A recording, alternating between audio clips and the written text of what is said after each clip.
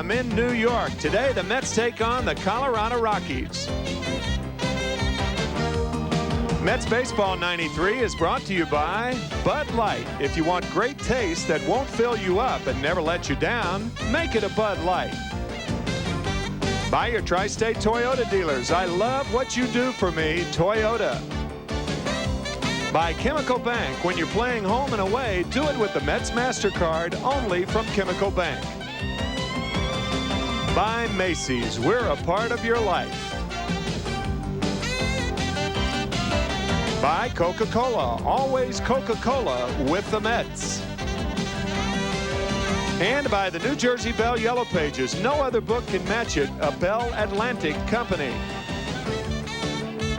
Pitching for the Colorado Rockies this afternoon, the left-hander Bruce Ruffin. In 1992 with the Milwaukee Brewers, he was 1-6 and an earned run average over 6. For the Mets, Brett Saberhagen. Brett in 92, 3-5 and a 3.5 ERA. Well, welcome to New York Mets baseball. I'm Ralph Kiner along with Tim McCarver, and the Mets set for their second game of this 1993 season. A good start for the Mets, an opening day shutout, first time in their major league history as they beat the Rockies 3-0. Phenia had a home run. Murray also an RBI along with Fernandez, and it was Gooden's 22nd career shutout. Good way to start. And it's also interesting to note that as far as expansion teams are concerned, the longest that they have gone without scoring a run, the Seattle Mariners back in 1977, they went 2 games and 3 innings before they plated their first run. And the interesting thing about that season, the opening game starter against them that year was Frank Tanana with the California Angels. And the starter for the Mets here in this ball game is Brett Saberhagen. Remember this, in odd years he has been sensational, 2 Cy Young awards, and this is an odd year for Brett. That's odd. And we'll be back with the ball game in just a moment right after this message from Bud Light.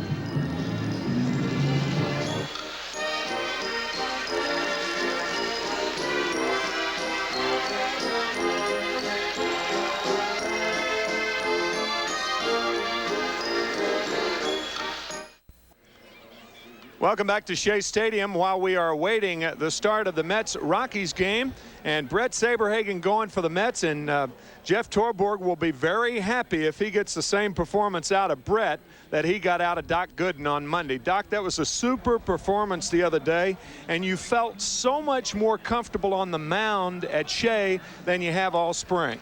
Yeah, I did, Timmy. I felt real good, the other day, Monday, missing the pitches up real well, getting ahead in the count. In spring training, it seems in my situation there's always a big deal made out of the springs I have.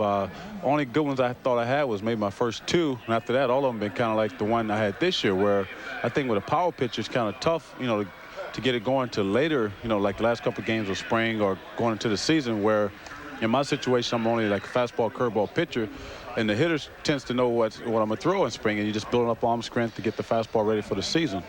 Well, what other reasons are the differences? Why is it different for a power pitcher as opposed to a guy who has to pitch to spots?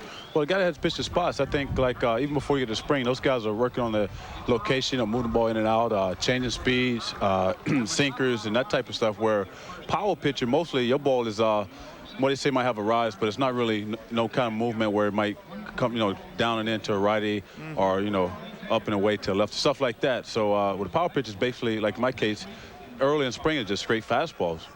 Okay, Doc, thank you very much. Super job the other day, and we'll be right back for the start of today's game after this from the New Jersey Bell Yellow Pages. Okay, thank you, Timmy.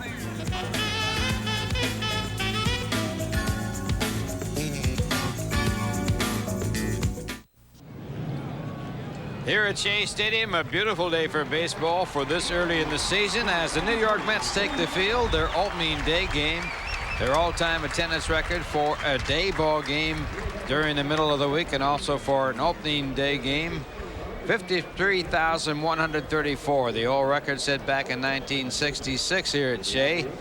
And as they go on, it'll be the Colorado Rockies with their opening day game in Colorado. They're anticipating an all-time record for an opening day game in Colorado of around 80,000 people for their first game ever in the major leagues. Don Baylor, the manager of the Colorado Rockies, a great baseball player in his own right, to lead the ball club.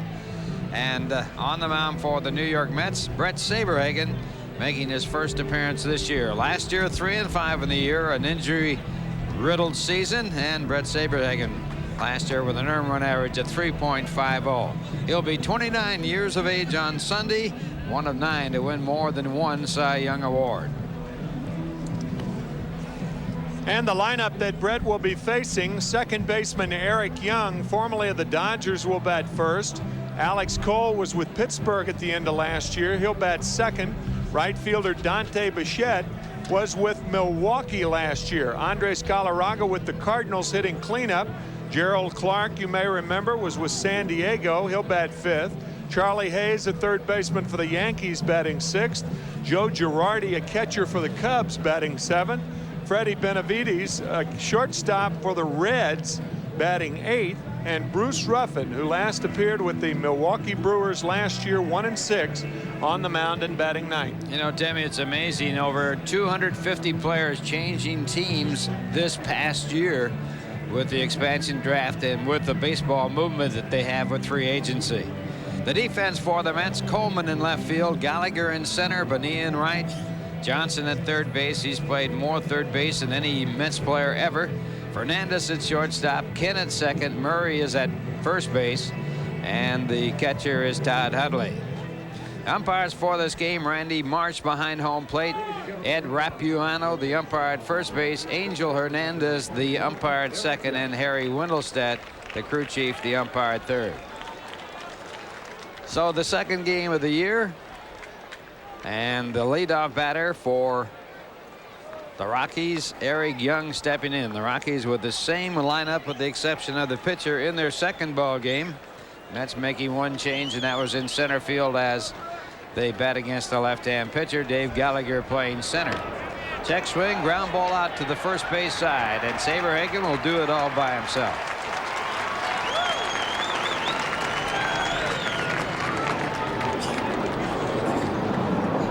So Eric Young going back to the bench. Eric in yesterday's game 1 for 4, and that'll bring up Alex Cole. That is one thing that should never happen as a leadoff batter: a check swing on the first pitch. You're either taking it or swinging away. So I guess you could say that was a real Young mistake. Eric Young, the man who made that mistake, as Alex Cole takes the fastball on the inside corner, a called strike. I think the early in the order type guys, Ralph, I think they're getting away from in baseball now of taking more pitches. And another ground ball, this one to the second baseman Kent, and so on 3 pitches Alex Cole becomes the second out, as he just has 2 pitches thrown to him. It's kind of, when you think about it, it's kind of a team thing. The 3 pitches, and Brett Saberhagen has 2 outs. Not only do the early guys, your first and second place hitters, they're going to be contact guys, so they get a better chance to see the pitcher, and so does the rest of the lineup. That'll bring up Dante Bichette. Dante in the ball game 1 for 3 opening day game, a single in the 9th inning, and he takes the fastball for ball 1. Dante was not drafted. He was acquired from Milwaukee in a trade with the Brewers. Started his major league career with the California Angels. Makes his home in the area where the Mets train. And the fastball is fouled back into the stands, out of play.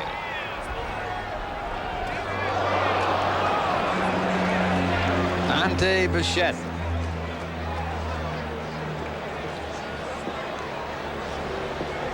Temperature at the start of this ball game right in the middle 50s. Sun shining brightly here at Shea Stadium. Breeze blowing briskly and blowing in from center field on a pitcher's type day. And another beautiful fan here watching this Mets ball game. Fly ball to right field. Phenia right there. The wind chasing the ball away, and he drops it. Bichette on his way to second will stop at second base on the 2-base error. Oh boy, not only that, but Bobby Bonilla, thoughtless after he picked the ball up, and Dante Bichette just goes to third base. Boy, that looked so bad. Not necessarily that he dropped the ball. Tough sun, in April, but the fact that Bichette was allowed to go to third. Watch Bonilla now. He drops the ball. Those things happen. Case could be made for 2 errors right here. Now watch him pick it up. He takes his time, and now he looks at the sun, and when he looked, Bichette took off for third, and Kent with a late throw allowing Bichette to go to third. I think 2 errors ought to be given on that play, but right now only 1. That's a bad play by Bobby. So now a runner at third base with 2 men out, and Andres Galarraga, the batter, he fouls off the fastball, strike 1. Galarraga with the first hit ever for Colorado Rocky in his first time up against Gooden, but the go to the ball game yesterday as he was thrown out trying to get to second base in the 9th inning with the time run coming to the plate. And that pitch a ball, a fastball, 1 ball, 1 strike. Galarraga with the St. Louis Cardinals last year. 2 hits in yesterday's ball game against the Doctor.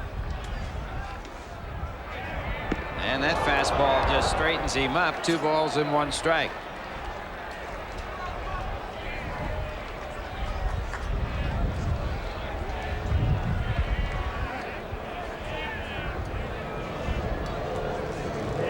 He will go down in the books as the first Colorado Rocky to ever have a base hit. And a swing at the fastball, 2-2. Wow. Boy, that was a big leg heater right there. Saberhagen with a very good spring. Boy, is he throwing hard, and none harder than this fastball. Just blows it right by Galarraga. Galarraga big out in yesterday's ball game as he was struck out by Gooden. And now he is struck out here. Yesterday, I should say, opening day, struck out with the bases loaded for the final out of the 3rd. So a big strikeout, leaving a runner at third base on the 3-base error. And the score at the end of 1/2 inning. The Rockies nothing. The Mets coming up. But here's a word from Bud Light.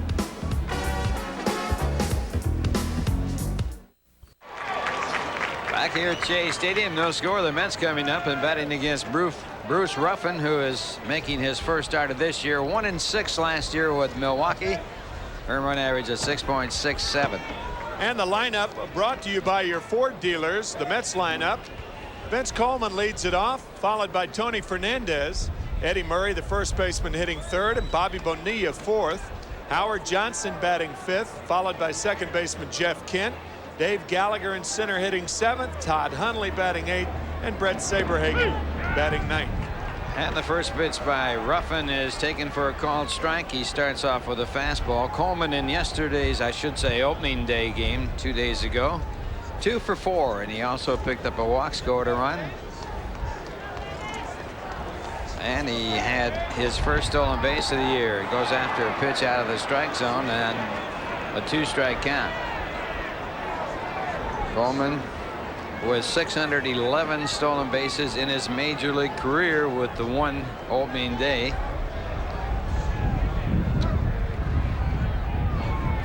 And again, the fastball, 1 ball, 2 strikes.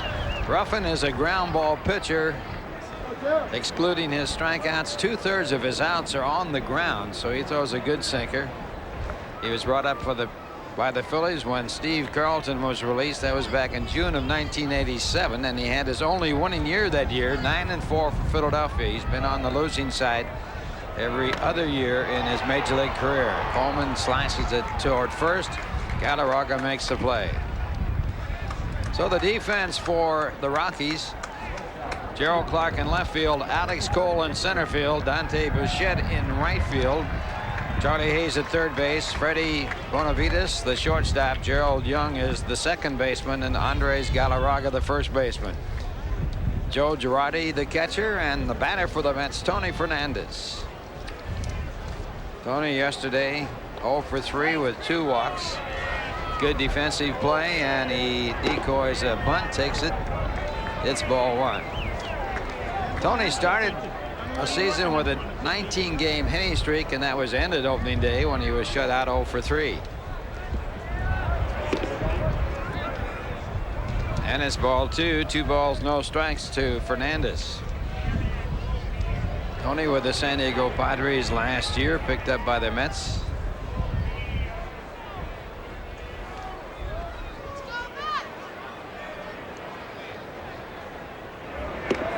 Again, the fastball, 3 balls, no strikes. Picking up Tony Fernandez by the Mets is like finding a wad of $100 bills in the gutter for nothing. All they had to do was get his salary. That's right. And his salary wasn't that bad. $2.5 million, a real bargain on today's market. This guy is some player, folks. Picked up the walk, his 3rd at the start of the season. And that's one of the problems with Bruce Ruffin.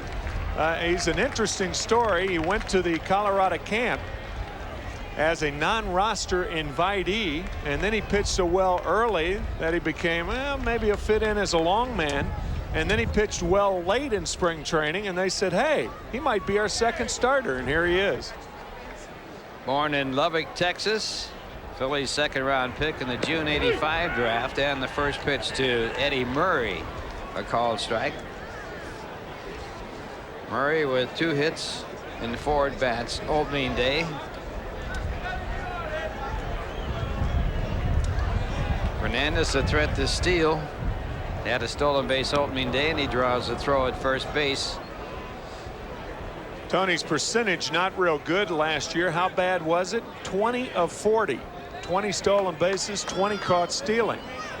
That was the worst ratio since 1923. And the 2nd worst in baseball history. 20 steals, 20 caught stealing. Successful only 50% of the time. The average would be around 70%. Murray's stats from last year. And again, the throw to first base. Murray with 414 career home runs, 22nd on the all-time list, 1,563 runs batted in, 26 on the all-time RBI list. And a ball call, so it's 2-1. Murray, the first player in Major League history with 75+ runs batted in his first 16 years in the majors. Right from the start of his Major League career, no other batter had done that or has done that. Hey, who's drinking a beer? 2-1 the count, and it's grounded out toward third base. Charlie Hayes goes to second with a high throw, and everybody is safe. Nair will be charged to Charlie Hayes as his throw was way too high, and the Mets now have runners at first and second with 1 out.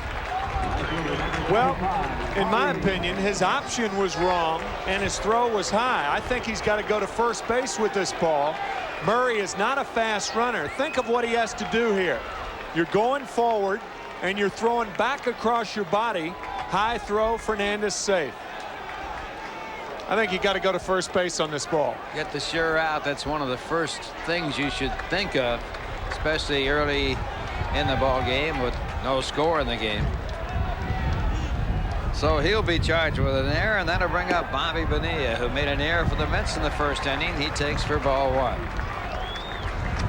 Phenia with an opening day home run.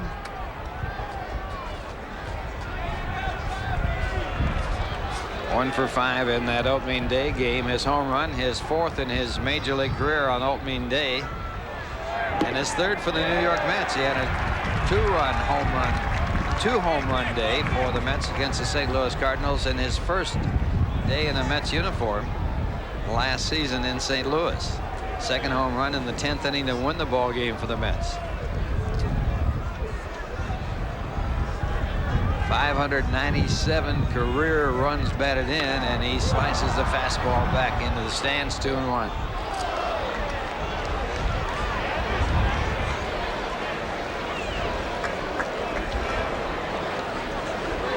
Bruce Ruffin, the pitcher for the Colorado Rockies, came to camp as an invitee.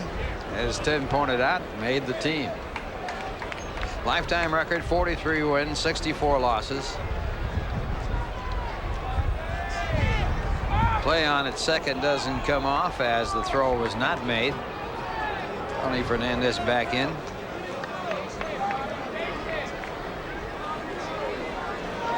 Ruffin spent some time in the minor leagues yesterday. There you see his history. Broke in with a winning record his first year. And a good hard pitch that is fouled down and gets a piece of Girardi, the catcher. 2-2 the count. Joe Girardi went to Northwestern University. He got a degree in industrial engineering, and I wonder right now with his left knee barking if he is thinking maybe I should have stuck to engineering, bridge building, cantilevering. Go back to erector sets. Yeah, you do have different thoughts about that position when your knee and your ankles and your feet are barking back there. Especially in cold weather. It just gets back there a little bit deeper. Hard smash to right, a base hit. Hernandez coming around, and he'll score. The Mets take the lead 1-0 as Phenia picks up the run batted in.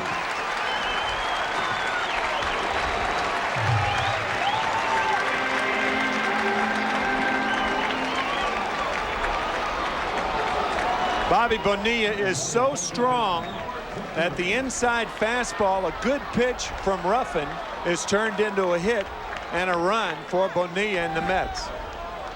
That is so frustrating for a pitcher. He makes the pitch, he gets it on the bat where he wants to, and yet something positive happens for the other guy. In this case, Bobby Bonilla, his second RBI of the year. That's called muscling the ball the other way, and he certainly did it there. As Howard Johnson steps in. And it's a called strike.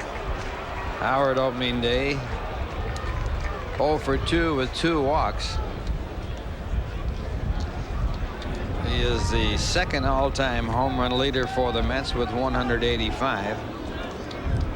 And he's third all-time for the Mets in runs batted in. Check swing foul ball, strike 2. Second to Darryl Strawberry in home runs for Mets home runs, and third in runs batted in to Strawberry and Ed Kranepool. Last year, an off year after a tremendous year the year before when he led the National League in home runs and runs batted in. 2 strikes to count.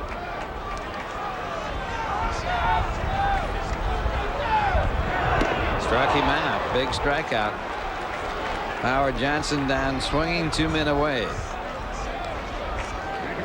Ruffin is throwing awfully hard, all fastballs to a fastball hitter.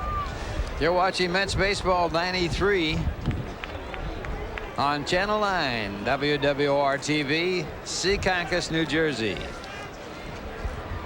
Ruffin now with his second out, working to the second baseman, Jeff Kent. Kent opening day 1 for 4. Mets leading 1-0 on a run here in the first inning. Runners at first and second for the Mets, 2 men away. And Kent fouls it. Strike 1.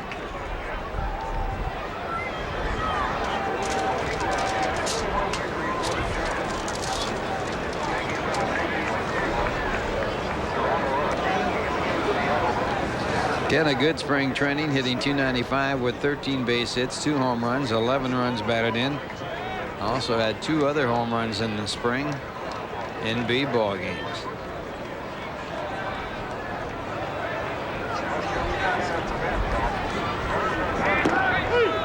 And it's a fastball called a strike for strike 2.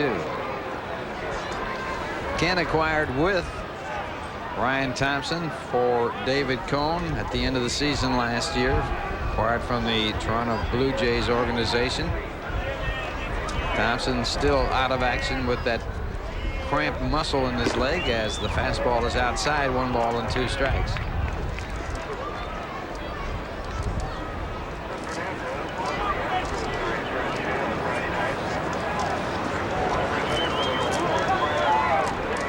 A pitcher's day here with the wind blowing in, but still a nice day to play in the sunshine. Temperature's very, very pleasant as that pitch is a ball, 2 balls and 2 strikes. Some guys like the ball up, other guys like the ball down, and some guys like it inside, and that's where Jeff Kent likes it. He is an inside hitter, up or down.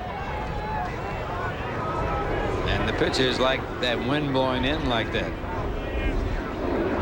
And there's the outside pitch, but it's pulled foul, so the count stays at 2-2. You can't get in his kitchen too often. No, that's right. He is very quick inside. This is a good hard cut fastball, and watch how quick Ken is. Big, strong second baseman on the Bobby Gritch side. He is a That's a good comparison. hard-nosed guy. Yeah, Gritch, a great player, and Kent trying to be. Good potential. 2-2 pitch, and it's pulled down to third. Tough play for Charlie Hayes, who decides to go to first base instead of the fourth play at third, and that will retire the side. But the Mets get an unearned run as they score the first of the ball game. At the end of one, the Mets won, the Rockies nothing. And here's a word from MetLife.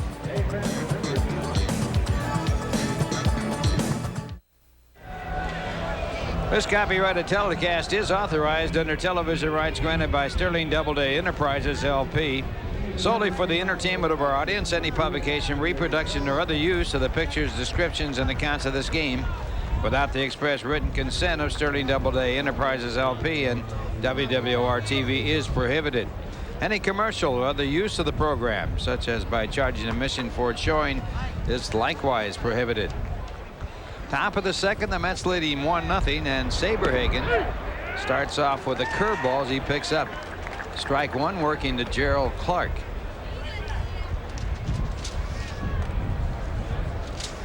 Clark, a 300 hitter in every one of his minor league years, has never been able to put it all together in the major leagues. 0 for 4 opening day game. Batted .244 for the San Diego Padres last year. 2 strikes to count, and the fastball just does miss. Clark in his 6 years in the minors always over 300.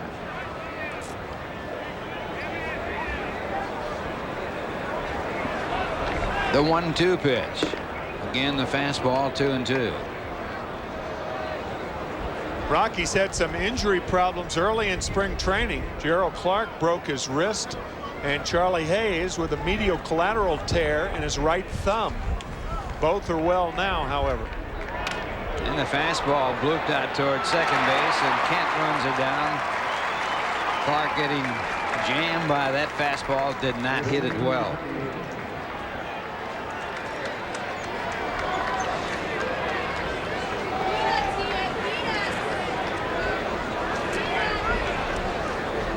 Right on the hands. Caught rather easily by Jeff Kent.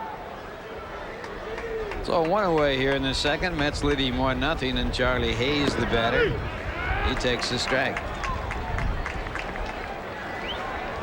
Hayes 0 for 3 in the opening day game. .257 batter for the Yankees last year with 18 home runs. A hanging curveball, but Hayes tops it foul. It's strike 2. The Yankees and Gene Michael, their general manager, had a terrific winter, signing Jimmy Key and Jim Abbott. But the one mistake that they made, they really got burned by dangling Charlie Hayes out there, not protecting him, and he was the third-round choice of Colorado. This guy's a good player. Started with the with the San Francisco Giants and then to the Phillies. Worked awfully hard on his defense. He's worked on his power output. You look for big numbers out of him in the rarefied air in Denver. Mile High City, and that ball will carry well. And they'll find out about that opening day in Denver as they go back there. On Friday to face the Montreal Expos, a 3 o'clock start. Ground ball toward third. Howard Johnson, 2 men away. The reason that 3 o'clock start is coming into play. I was talking to Don Zimmer before the game, who talked to his wife last night, and she told him that sleet, snow, rain, the mix from the Rockies will be hitting the Denver area up until about noon on Friday. So they are expecting to play, and as you said earlier, there's Popeye. First assignment as a bench coach in the major leagues. He has never drawn a salary outside of baseball. Never. He has never drawn anything other than a baseball salary. Smart man. Good play by Fernandez, and that quick little flip throw to first base for a 1-2-3 inning for Saberhagen.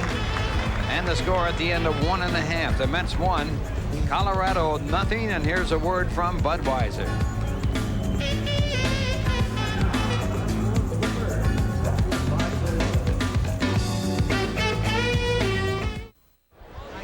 Bottom of the second, the Mets leading 1-0, and Dave Gallagher will lead it off, and he takes the fastball for ball 1.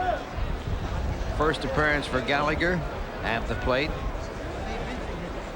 in this 1993 season, and it's a ball. You know, the family of Budweiser beers is proud of all the friendships they've helped make, so when they remind you to know when to say when, it's all in the name of friendship. The count 2-0. And there's a strike, 2-1. Talking about Don Zimmer, he was the starting third baseman for the Mets when they first started playing baseball as a team back in 1962. Fouled off. And speaking of Zimmer's relationship with baseball, it's all in the name of friendship. I don't think I know of anybody around who's more respected, who loves the game. Baseball has been his life. His wife, matter of fact, used to get on him about not working during the off season. Hard smash to center, and Gallagher with his first hit this year as he leads off here in the second. And after and Don uses these words, after being nagged for about 25 years to go to work during the off season, he finally went to work for his wife's brother, who owned a sheet metal company down in Florida. And before 12 o'clock on the first day, he cut his finger handling the sheet metal, slammed his lunchbox on his thumb, walked away from the job, and has never, his streak continued of never accepting any pay outside of baseball. Continued on like Lou Gehrig's streak. He said his exercise in the wintertime was opening the front door, walking out to pick up the morning newspaper, and then walking back into the house. Real good baseball man. Started his career with the Brooklyn Dodgers. Todd Huntley the batter. Todd fouls off his first pitch, strike 1. Bruce Ruffin on the mound. Huntley was 0 for 3 in the opening day game with a strikeout.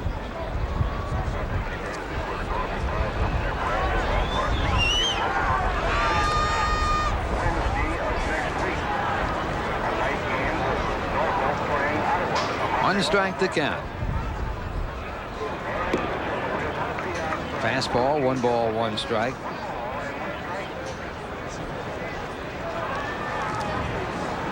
Popeye. Manager of the Boston Red Sox, the infamous day in Boston history when Bucky Dent hit the 3-run homer against Mike Torres in the 1-game playoff, the 163rd game of the year for the Boston Red Sox. The Yankees went on to win the World Championship against the Dodgers.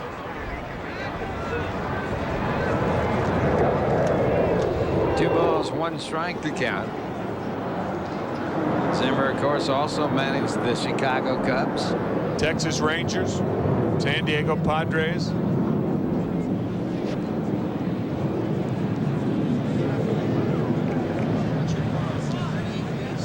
2-1 the count. It's a lot of sense too. You have Zimmer there with Don Baylor, a first-year manager. Not only a first-year manager in the big leagues, a first-year manager everywhere. Don, a fine coach, and you said earlier, a good player. He was a great player. MVP for the Angels in 1979. Slice down the right field line. It'll be a base hit. Gallagher to third. Huntley moving on down to second. Gallagher stopping at third base, and the Mets now with runners at second and third. No one out here in the second.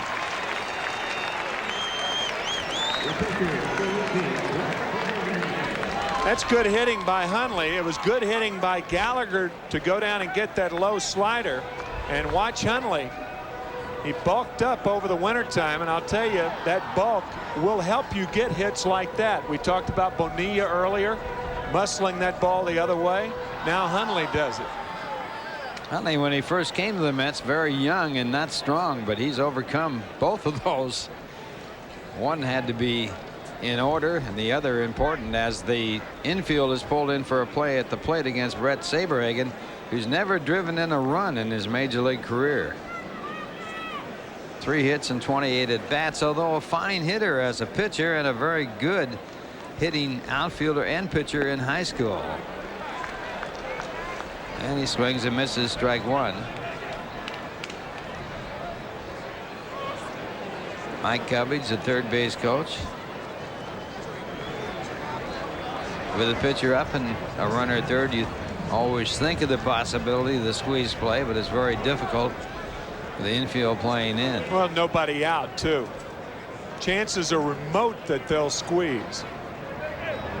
And there's a strike, so it's strike two. The theory being that if he makes an out, I mean, there's no way to ground into a double play, but if he makes an out, Vince Coleman then has a chance to drive in the run.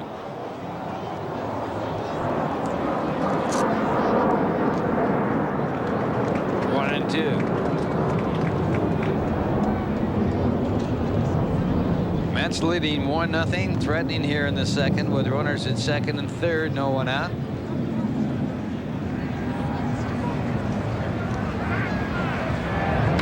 Ground ball back to the pitcher. So the Mets use up and out as the runners hold. And Ruffin gets a good out in that situation. Gallagher at third base, Hundley at second. And nothing you can do if you're the runner at third right there. You just stay. However, with the Mets up by a run right now, second and third and one out, even with the infield in, any ground ball, I say send the runner at third. Worst that can happen is you end up with runners at first and third, 2 outs, but at least you've taken a chance on scoring a run. Try to make them put the ball in play. Right, and this is a contact play where the runner at third goes on contact.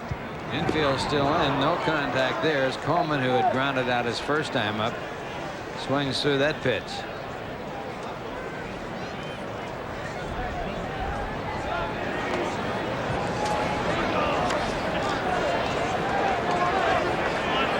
Coleman off to a good start for the Mets, 2 for 4 in the opening day game.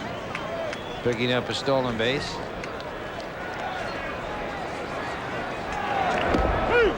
Strike call, strike two.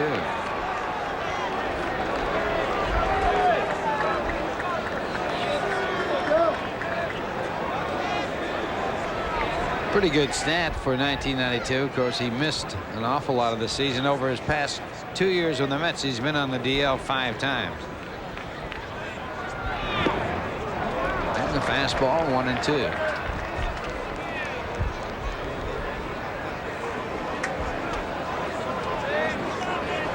Ruffin pitched in Denver last year as a minor league player, was 3-0.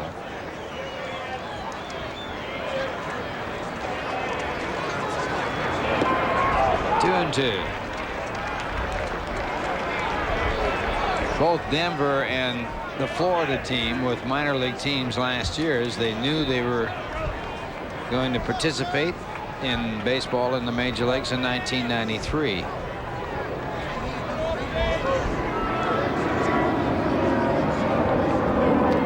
Ground ball hitting Coleman in the batter's box, so it's a dead ball in the count, 2-2.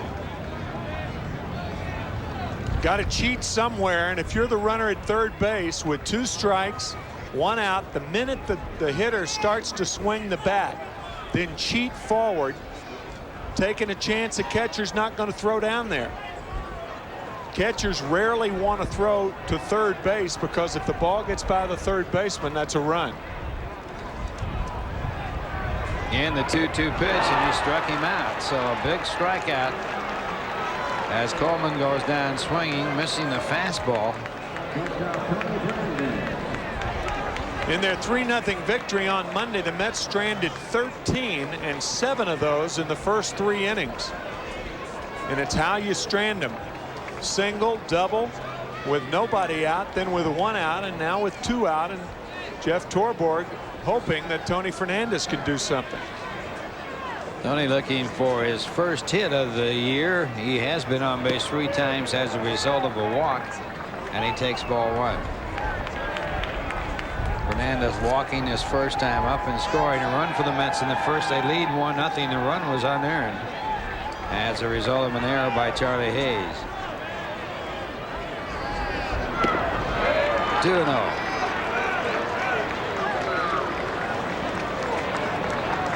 Not even a thought of pitching around Tony Fernandez, because if they walk him, then Murray is batting with the bases loaded. Devastating with the bases loaded. Awesome. Up the middle and a big base hit. Gallagher scores. Hundley scores. And on a bad throw home by Alex Cole, Fernandez taking second base as a throw way high over the cutoff man. So a big 2-out base hit. And that is not overstating it when you say big, because what he does with this hit is not only drive in 2 runs, his first hit with the Mets, but it takes Vince Coleman right off the hook, picking up his teammate and then making a fine base running play going to second. So now the Mets leading by a score of 3-0, and Eddie Murray the batter. Eddie, a fielder's choice at bat his first time up, takes for ball 1 the fastball.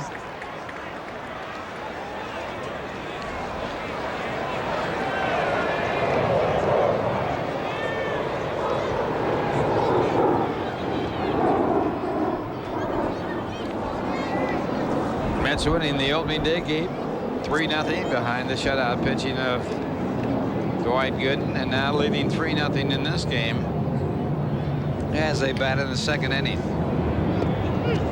There's a strike. It's 1-1.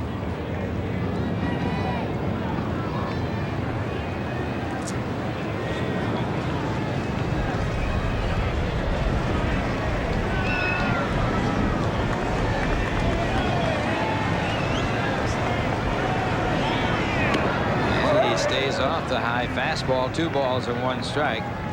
Eddie Murray 1 of 14 to have 2,500 major league base hits, 400 major league home runs, and 1,500 runs batted in.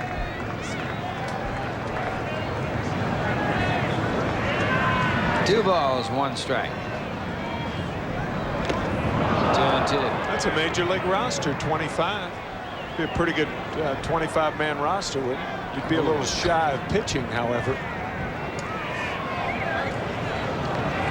When Casey Stengel drafted Hobie Landreth as his first draft choice back in 1961, the winter of '61, said you got to start with the catcher or you have an awful lot of pass balls. And there's another big strikeout.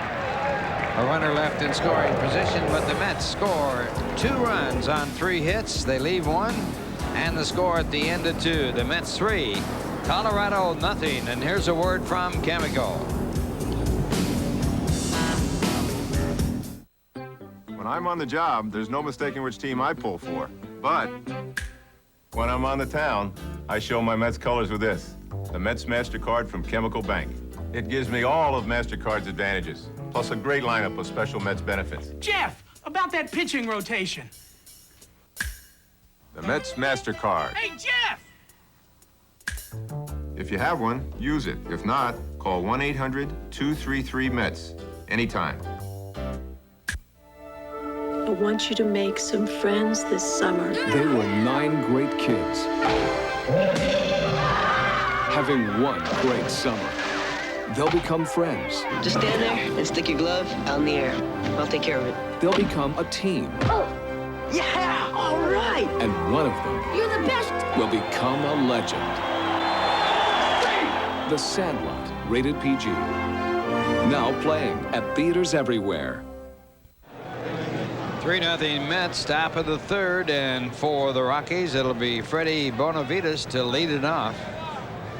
27 years old today, and he comes up with a little swing and a bloop into center field. Gallagher a quick jump and in to make the play. So again, Colorado going after the first pitch.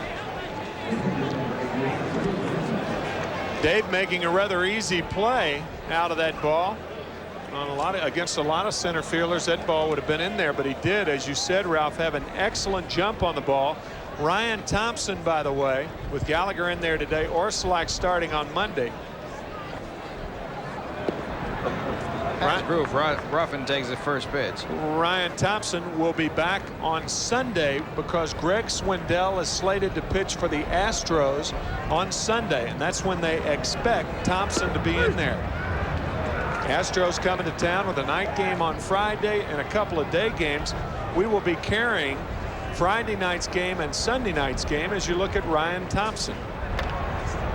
And that game on Friday, we'll see Sid Fernandez on the mound against Mark Portugal. On Saturday, Gooden back for his second appearance against Doug Drabek, former Cy Young Award winner, both pitchers winning the Cy Young Award. And on Sunday, Frank Tanana against Greg Swindell. There you see Sid Fernandez, 14 and 11 last year for the Mets, their top pitcher. 2-2, the count to Ruffin. Ruffin lifetime as a hitter, batting .080. Popped on in front of home plate, and Huntley will pick up the out. So 2 men away. Saberhagen going to the lineup. Only one batter reaching first base, and that was on a 3-base error by Phenia on a fly ball in right field hit by Dante Bichette.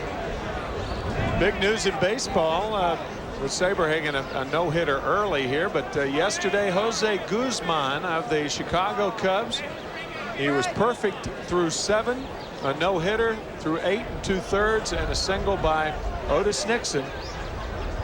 Broke it up, 2 out in the top of the 9th inning. But Chicago won that game 1-0 against the Atlanta Braves.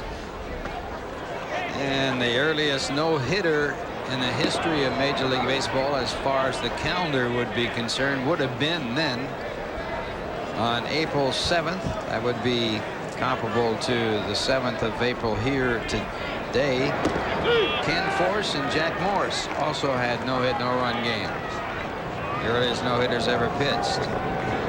Only one pitcher has ever pitched a no-hit, no-run game on opening day, and that was Bob Feller. In those days, they started the season about the middle of April. In that ball game, Feller pitching the no-hitter against Detroit, I believe it was. Batting averages of the opposition, the only time in the history of baseball when they did not change. Everybody came into the game hitting 0-0-0, and after the no-hit, no-run game by Bob Feller, they were still hitting 0-0-0. 2-2 pitch as Eric Young pops it up into right center. Gallagher over, fighting the sun, making the play. So Brett Saberhagen retiring the side in order, and the score at the end of 2.5 innings, the Mets 3, Colorado nothing. And here's a word from Roy Rogers.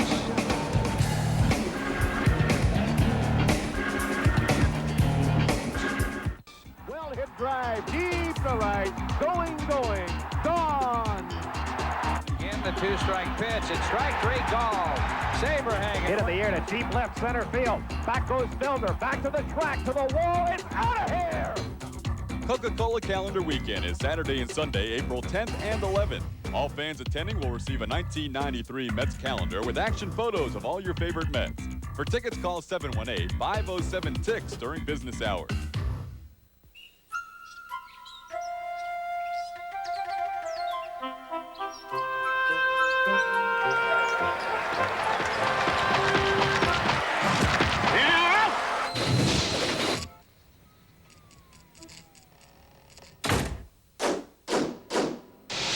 You make the call.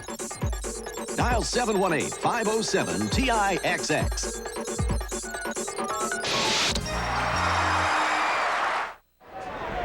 Bottom half of the third, the Mets leading 3-0. Bobby Bonilla will lead it off. Bobby singled to drive in a run his first time up. Bruce Ruffin is on the mound for the Phillies. He has given up 3 runs, 2 of them earned, and allowed 4 hits through his first 2 innings. And it's looped in the left left center field. It'll be a base hit. Cut off by Gerald Clark. Phenia, big turn, holding at first base. So he is 2 for 2.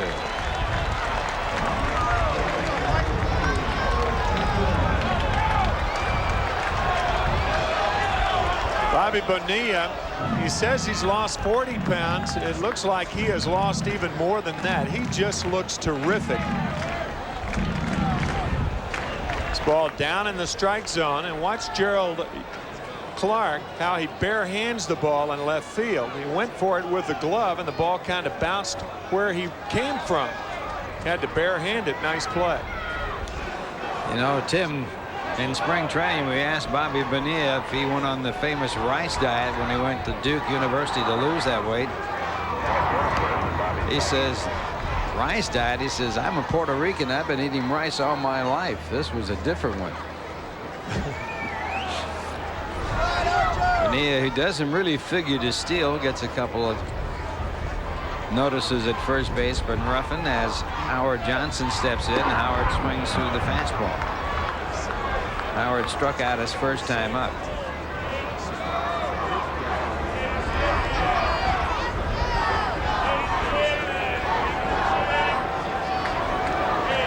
It's a long time ago. June 27th, his last home run against the Cardinals. The year before that, he led the National League in home runs and also runs batted in. A ball call, 1 ball and 1 strike. A rather precipitous drop in home runs from 38 in 91 to 7 in 92. Only one National League player has dropped further. That was Hack Wilson back in 1931. He went from 56 to 13. 56 in 1930, 190 RBIs. 13 in 1931. Hack Wilson with the most runs batted in ever by a baseball player in the major leagues, 190 in 1930. That was the year when both leagues hit over 300. Every team in the league hitting over 300. Obviously some offensive players, but what was the pitching like in those days? My gosh. Talk about expansion, how it's diluting the arms.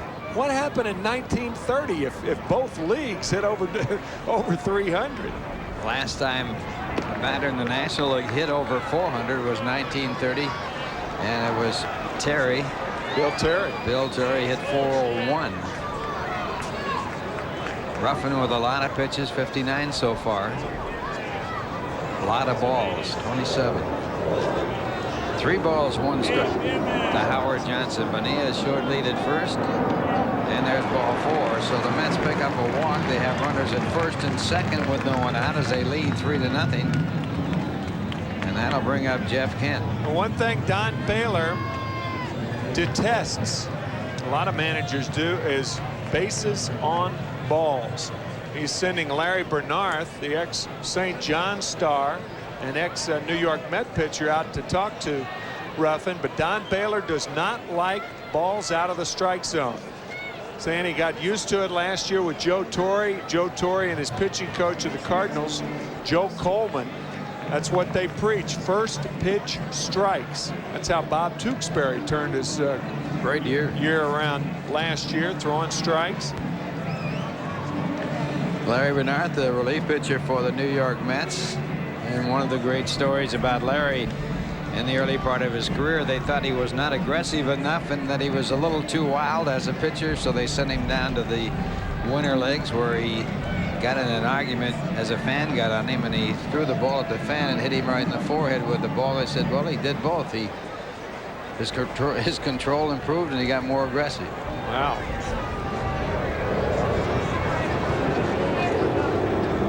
Jeff Kent, the batter. Kent grounded out for the final out of the first inning. Mets leading 3-0, threatening here in the third, and the fastball fouled away. Scott Aldred is throwing in the bullpen for the Rockies.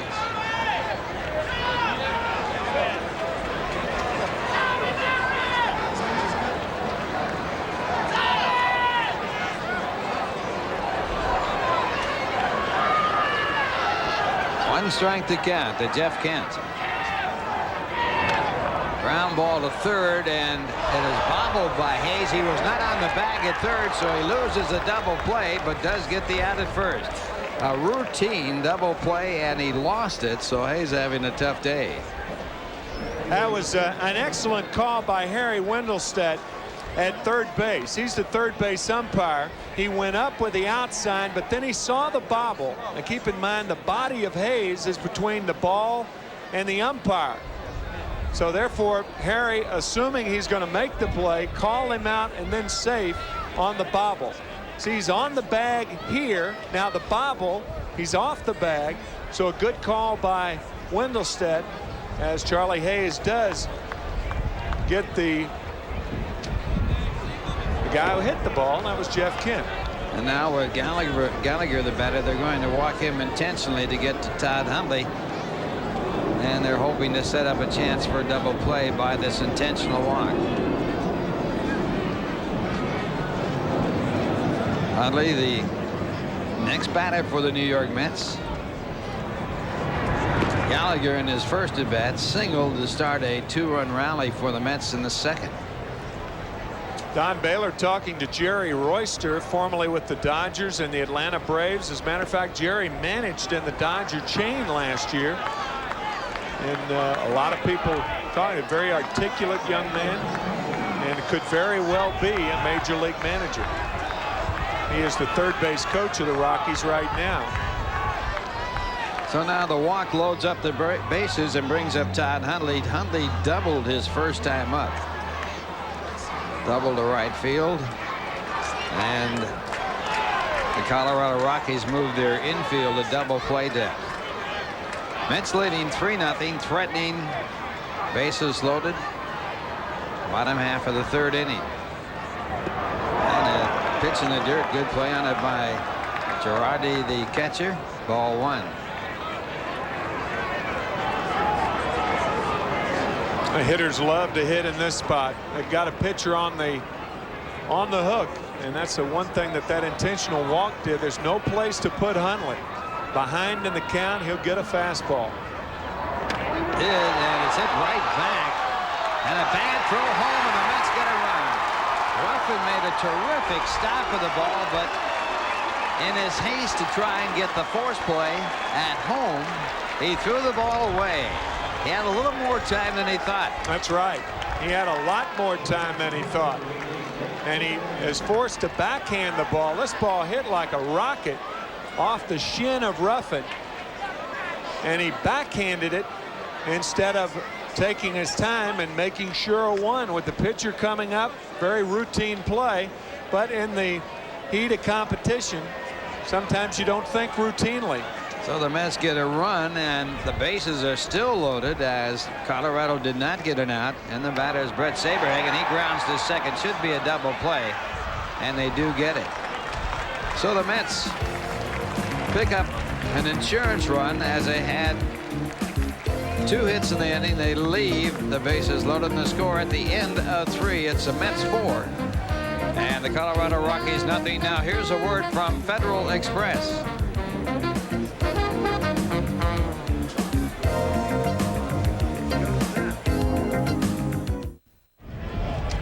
4-0 Mets, and fans today. Toyota salutes Mr. Samuel Patrick of the Newkirk Youth Club in Brooklyn, New York, for his work as founder of the 13-year-old youth organization, which provides trips, counseling, and job referrals to disadvantaged children. And as we move to the top of the 4th, saluting Mr. Tim McCarver as he comes in for the play-by-play. All right, Ralph, Brett Saberhagen working on a no-hitter as Alex Cole steps up. The Rockies, with only 4 hits on Monday afternoon, all singles, have gone 12 innings in their inaugural season without scoring. Curve misses 1-1 to Alex Cole, who grounded to second his first time up.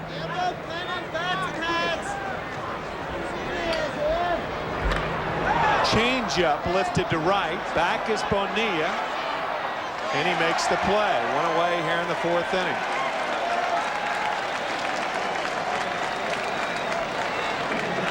crowd jeering Bobby a bit. He did have an error in the first inning. Little Bronx cheer here in Queens as Phenia acknowledges That's good. the applause. Phenia made 2 fine plays in the opening day game.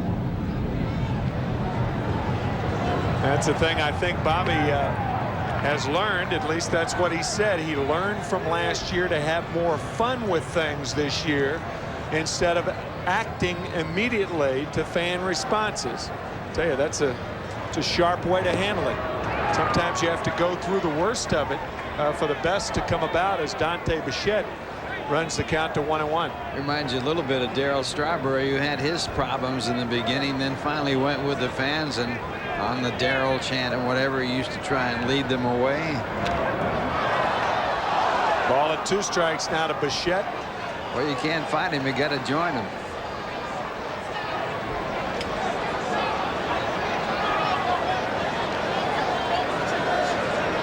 Actually, that's 1 changeup. He did throw the changeup to Alex Cole, who flied to Bonilla and right.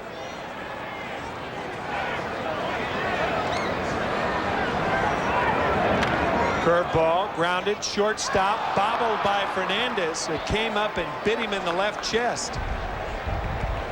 I guess you only have 1 chest, don't you? No, you got 2 sides of it. You had 2 sides of it, but that was in the hard side of the chest.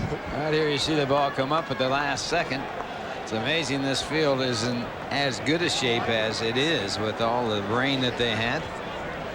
Well, it's an error on Tony Fernandez, and we'll tell you how rare an error it is.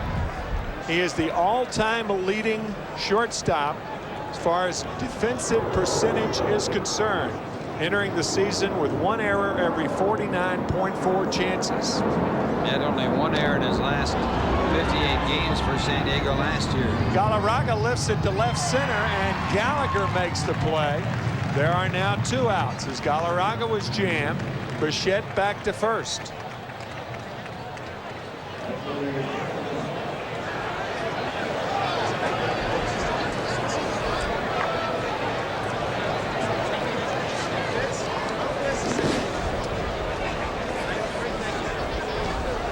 Saberhagen has 1 no-hitter to his credit. That was back in 1990. And it was against Jeff Torborg's team. Chicago White Sox, Jeff's last season there. I beg your pardon, his next to last season there, when the White Sox won 94 ball games.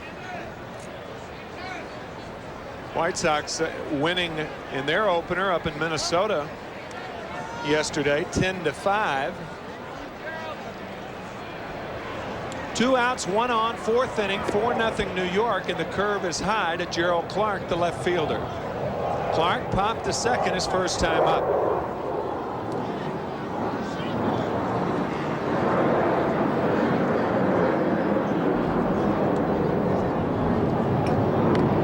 There goes the runner, and Bichette is out at second base.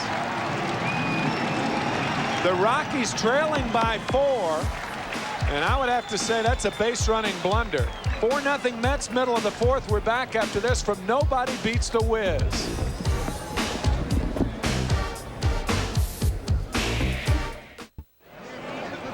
Beautiful day here in the New York area. The Mets shutting out the Rockies once again. Brett Saberhagen working on a no-hitter. It's 4-0 New York here in the bottom of the 4th. And Gerald make that Vince Coleman, as Gerald Clark was the batter when Dante Bichette was thrown out to end the inning with the Rockies trailing 4-0. Coleman wants to bunt, and it's a beauty. Stick it in your pocket, Charlie Hayes, says Vince. An infield bunt base hit for Vince Coleman. Well, Coleman worked all spring with Maury Wills, a great player for the Dodgers, on his bunting, and some dividends right here as he puts down a perfect bunt. No chance in the world for Charlie Hayes to throw him out. That was a Microsoft printout right here. This thing is letter perfect. Just as perfect as it can be. Hayes, even though he didn't pick it up, had no play at all, even if he had made the play. And Fernandez wanted timeout called. However, the pitch was allowed, and it's low for ball one. 1 ball, no strikes to Tony Fernandez. Tony, a 2-out, 2 RBI single, his first hit of the Met as a Met in the second inning. He's also walked and scored a run. Vince Coleman did steal a base on Monday. He has 611 stolen bases for his career.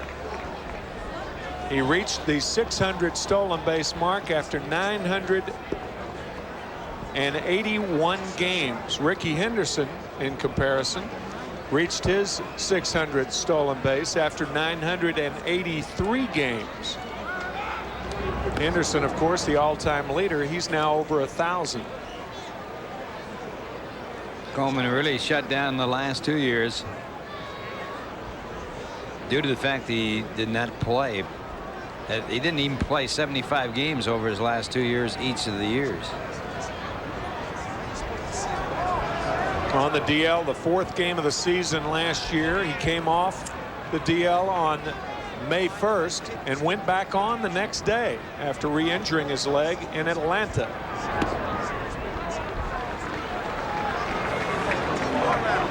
Two balls, no strikes to Tony Fernandez. It's 4-0 New York. The Mets with 7 hits, and so far they have totally dominated the young Rockies. Coleman taking up a science known as Taekwondo this winter to help those pull muscles. I guess it's Taekwondo.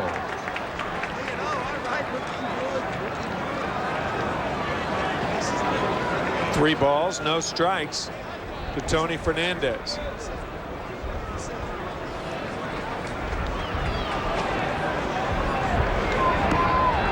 Ball 4. So that's going to put Fernandez on, and that'll bring up Eddie Murray with runners on at first and second and nobody out. 4th walk issued by Bruce Ruffin, and 4 walks now for Tony Fernandez in 2 games. I think that's going to be all for Bruce Ruffin. We mentioned that Don Baylor will be patient, and saying this publicly, he's patient with everything but a pitcher's wildness. And Ruffin, through 3+ innings, walked 4, 1 intentionally, and that's going to be all for Bruce. This call to the bullpen is brought to you by New York Telephone, keeping you connected to those you care about. We'll be right back.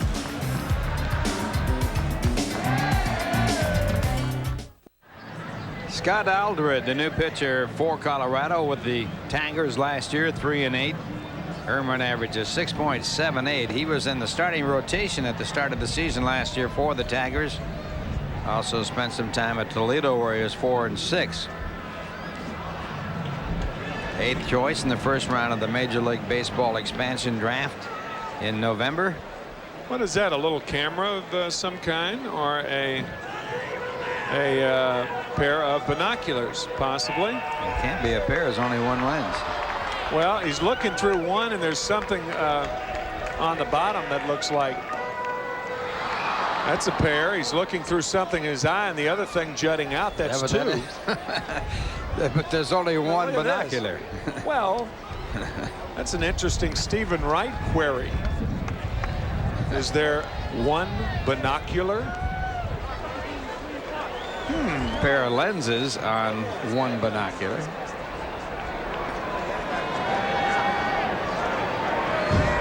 Coleman back at first, inside the first base line. Coleman's going to score easily. Murray will try to go to second and make it, and Fernandez, with nobody out, held up by third base coach Mike Cubbage. It's 5-0 New York.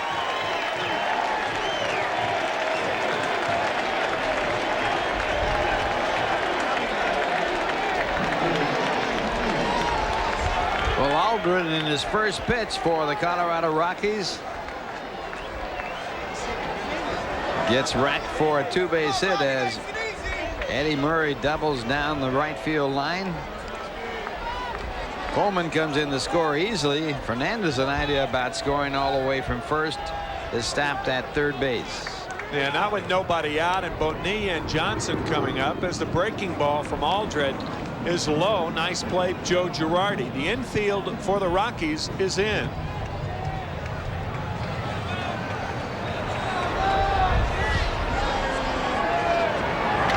Change, grounded to third, and now Fernandez is caught off third. Murray will go to third base. Good base running by Eddie as Fernandez was caught. And I think more the proximity of where the ball was caught. I'm not too sure he could get back to third base. One out. Tony hesitated about coming home and then decided to go on in. See him sort of stop there. Now he decides to go in and make a play.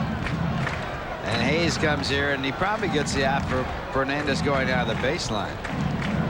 Didn't look like he tagged him, but you got to stay right there in that baseline to avoid. By moving out, you cannot do that. Home plate umpire Randy Marsh up with the signal right away. Here's Howard Johnson, first and third, one out. And Johnson fouls it back, and it's going to be into the stands. 0-1 to Hojo, who struck out in the first and walked in the third. It's 5-0 New York here in the fourth.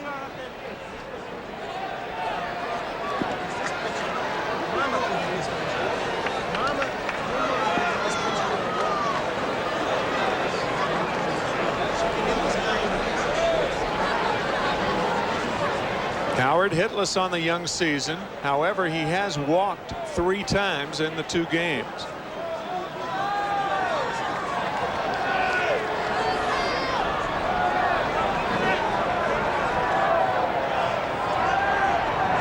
Oh, almost hit him.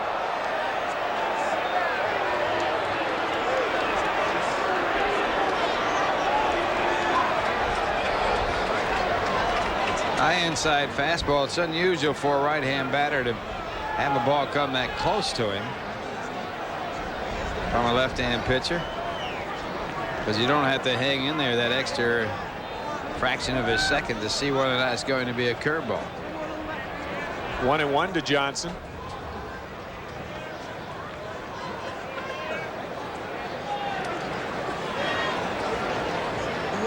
Watch how long he stays in there. Dust to dust. Dust to lie.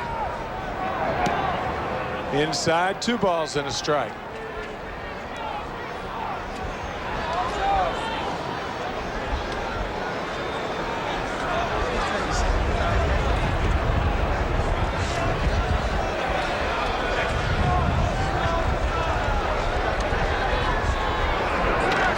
Popped up in the infield. Shortstop Benavides makes the catch. 2 outs as Howard Johnson remains hitless, and that'll bring up Jeff Kent.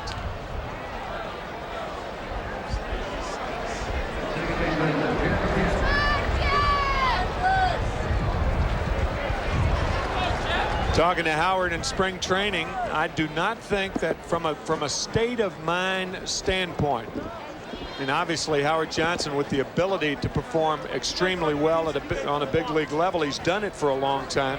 But from a mental standpoint, I don't think I've ever seen Johnson more relaxed and confident than he was this spring. Jeff Torborg hoping that that translates into a very successful season as Jeff Kent takes ball 1.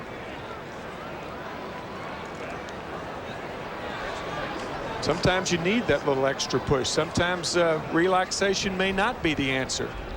Well, Howard very intense anyway, and he is certainly one of the big keys for the New York Mets. Doesn't have to have the great year that he had 2 years ago, but just a good solid year for the Mets to be able to use him as a pickup man for Murray and Phenia.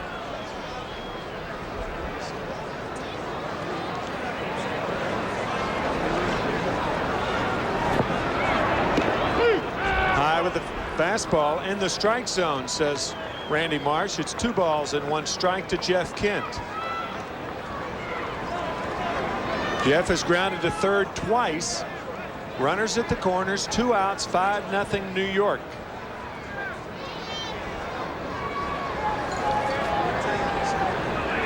There goes Bonilla. The pitch is high. The throw is low, but knocked out of the glove of Eric Young, and Bonilla on at second base. And for a moment, I thought he may be hurt. Eric Young had it in his glove, but the slide of Bonilla dislodged it. So Phenia, I believe, will get credited for a stolen base. Would have been out if the ball had been held onto, but it is knocked out of the glove. And Eddie Murray at third did not break for the bag, and then finally did make a move when he saw the ball get away, but it was too late. So a stolen base for Bobby Bonilla, and the count 3 balls and a strike to Jeff Kent. And it hits home plate, bounces up on the screen. A wild pitch, and Eddie Murray scores the 6th Met run of the ball game.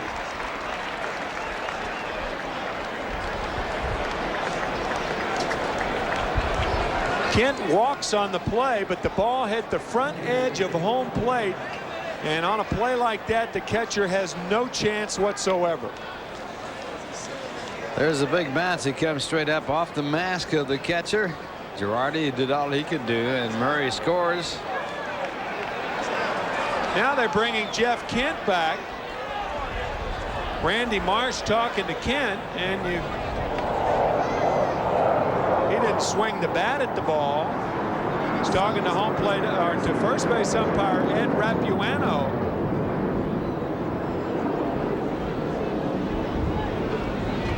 And it looked like, I mean, it was the 4th ball. Jeff Torborg talking, and now Jeff Kent goes back for his bat. So now Randy Marsh says it's a strike call. So maybe Jeff Kent did go around. He's out. He's struck out on the call. Evidently said he swung. No, that'd be 3-2. The count was 3 balls and a strike. The pitch was low. It hit the base of home plate. It bounced up on the screen, so it is a wild pitch. If he was struck out, he'd be on first base now. Yeah, he didn't throw to first. So it's all explained as Baylor gets an explanation after Torborg gets one. And while we have a chance, this game is brought to you in part by Nobody Beats the Wiz Home Entertainment Centers. For everything in home electronics, music, and movies, nobody beats the Wiz. And by Chemical Bank. When you're playing home and away, do it with the Mets MasterCard only from Chemical Bank. And it looked like a bank shot that went back on the screen, and I don't have any idea why Jeff Kent is still hitting unless he went around. He had to go around. I think that's why Randy Marsh went out to talk to Rapuano to see if he called it a strike. He fouls it back.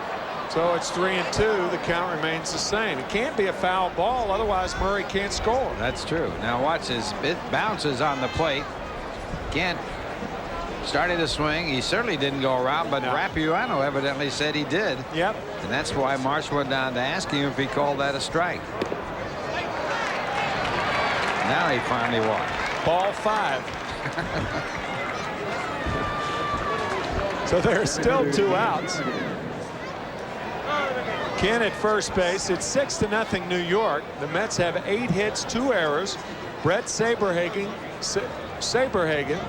working on a no-hitter. The Mets pitchers have never pitched a no-hitter, ever. 32-year history of their franchise. And here's Dave Gallagher. And he fouls it back right to the right of us. And right below Bob Murphy and Gary Cohen. That's Murph's first scare of the year. Didn't faze him one bit. Looks unrattled right there. Working with Ralph and Lindsey Nelson for 17 years on WOR. And now working for WFAN. It's 1-1 to Dave Gallagher.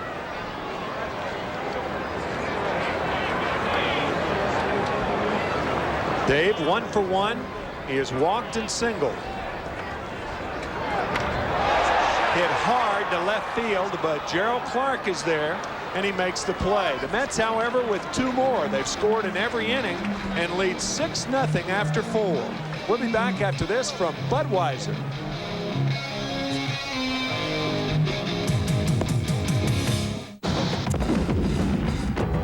Why can't these kids get off the streets and into this building? I'm Matthew Schwartz of the Channel 9i team. The Answer, tonight at 10. And checking out the Macy's National League scoreboard in Chicago. Atlanta leading 2-0. Steve Avery in the mound for Atlanta, and Hibbert going for the Cubs. Later on, Philadelphia and Houston, San Francisco and St. Louis, Montreal and Cincinnati, and the Dodgers against the Marlins in Florida. Tell you how strong the Atlanta pitching staff is. Tommy Glavine, this is their 3rd game of the season. Tommy Glavine won the Cy Young Award 2 years ago, was the runner-up last year, and he will start 4th in the Atlanta pitching rotation. They started with Maddox. John Smoltz pitched brilliantly yesterday, lost 1-0. Maddox won 1-0. Avery's ahead 2-0, and I guess it'll be Glavine tomorrow. I haven't read anywhere where anything's wrong with him. Maybe they'll run Pete Smith out there and start Glavine 5th. He'd have a right to sue. Or maybe Glavine will start the home opener for Atlanta, That which might be it. I would think they'd imagine. probably go somewhere else after this game today. 2 balls and a strike to Gerald Clark. Now they go home and open up against the Dodgers on Friday night in Atlanta. 2-2 to Clark.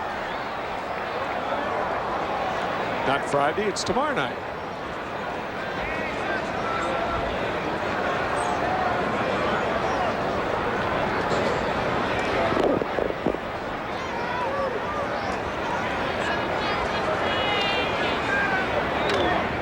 Out of play, 2-2 to Clark.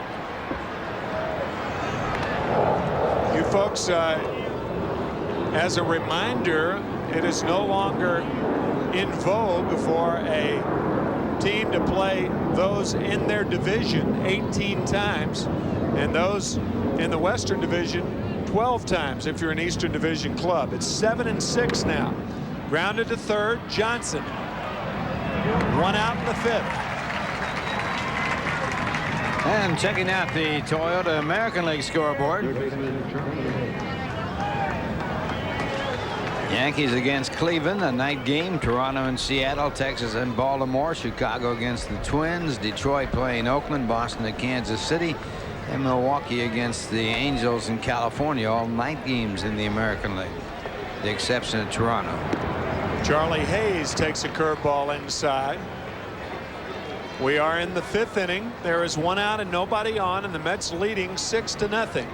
The Rockies are hitless. 2-0.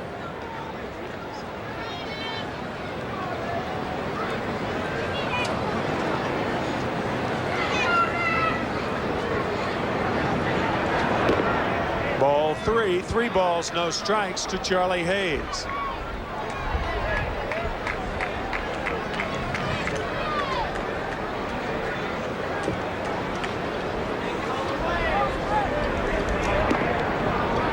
And ball 4.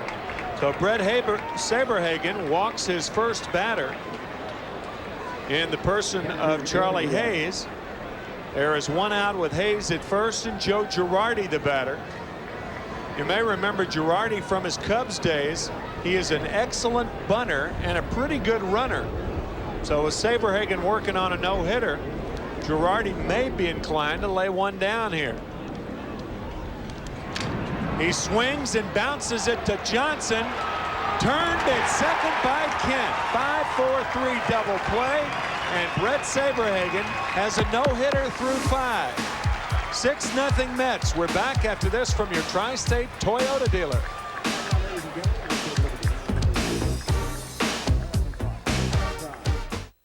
Check this Wednesday night then. It's R&B diva Patti LaBelle, actress Halle Berry, and baseball's Barry Bonds on the next Arsenio. Tonight at 11:30 on Channel 9. Read it and weep. If you're a Rockies fan, if you're a Mets fan, you're very happy. And back in for the play-by-play, Ralph Kiner. Okay, Tim, and the Mets will be sending up Todd Huntley, as this is what it's all about. Families at ballparks all over the United States. Some tremendous opening day crowds, and in Colorado when they open up, against Montreal. They will set the all-time attendance record for an opening day game, breaking a record that was set in the Coliseum in LA when the Dodgers opened up against San Francisco way back in 1958.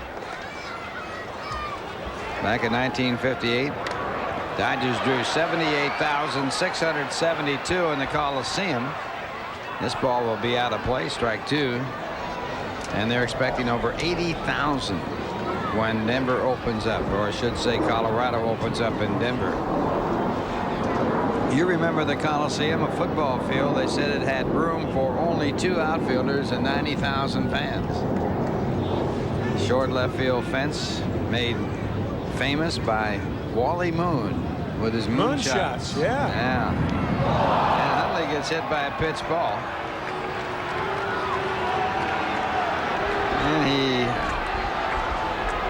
goes to first base. That's the 3rd time he's been on in this game. Doubled his first time up. Scored a run and singled in the 3rd. Oh, you remember the close pitch to Howard Johnson, a little chin music. And this one hits Todd right in the left elbow. Sam McCrary, the assistant trainer, out to check on Todd. That's got a smart. So Scott Aldred hits Hundley to start off the 5th inning. The Mets have had base runners in every inning. And Saberhagen will be the batter, and he's in a bunting situation. Of course, you have to pitch hitters inside. There's no question about that. Don Baylor knows the art of being pitched inside better than anyone. He was hit by more pitches than any batter in the history of Major League Baseball, Don Baylor. And this one fouled off to the right side. Strike one.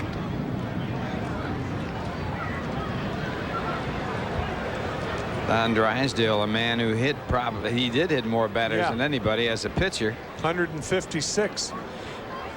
Orlando Cepeda said the trick to hitting Drysdale is to hit him before he hits you. Thought that was well put. Great line. 1 strike to count. And it's bunted out toward the mound. Only one play, and that's to first base. Gerald Young takes the throw, and the sacrifice is successful.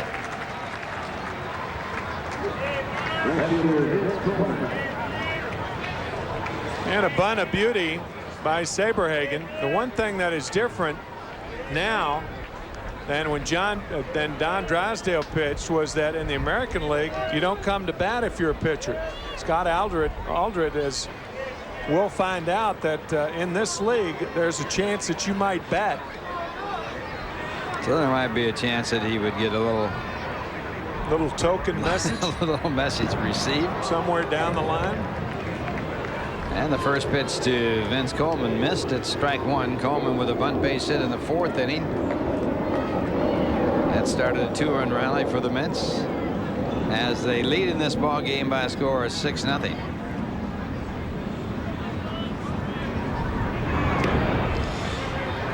One ball, 1 strike. Coleman 1 for 3 today.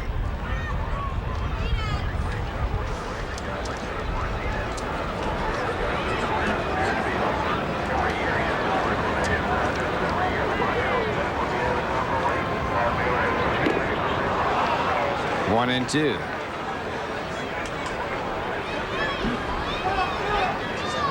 Speaking of being hit by pitch balls, the all-time record for a single season of being hit by pitch balls held by Ron Hunt, who was hit 50 times in one season.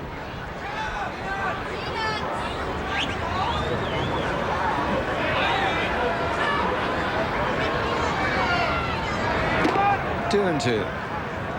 When I was traded to Montreal in 1972, Ron Hunt was the fellow who lockered right next to me, and to see him getting dressed every day, it was almost like watching a quarterback who wears a flak jacket put on his uni every day.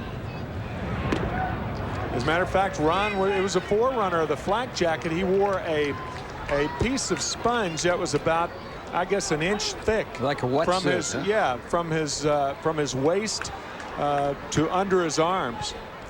and he would intentionally try to get hit. That was part of his game. Like a knight going to battle, putting on all that gear. Yeah. High pop up to center field. Alice Cole, the center fielder. 2 men out.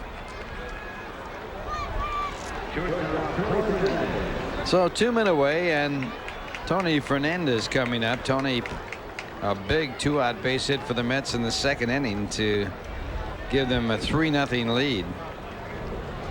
Mets scored in the first, an unearned run, and then Fernandez drove in 2 big ones in the second. They got another in the third and 2 more in the fourth.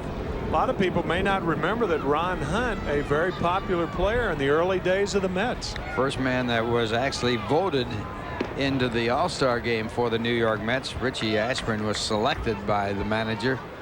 Ron Hunt is the second baseman, voted in. 64, I believe, the first year at Shea Stadium. That is true. And the 1-0 pitch. Remember Jerry Buchek when he ran into Ron Hunt? Phil Gagliano did that. Gagliano? Yeah, it was Phil Gagliano, and booed for the remainder of his National League career here at Shea. That is right. Jerry Buchek eventually became a second baseman for the Mets. For the Mets, yeah. Hit 14 home runs for him in '67. And a pitch for ball 3 to Tony Fernandez, who has walked twice in this game and 4 times so far in this series. His on-base percentage amazingly good.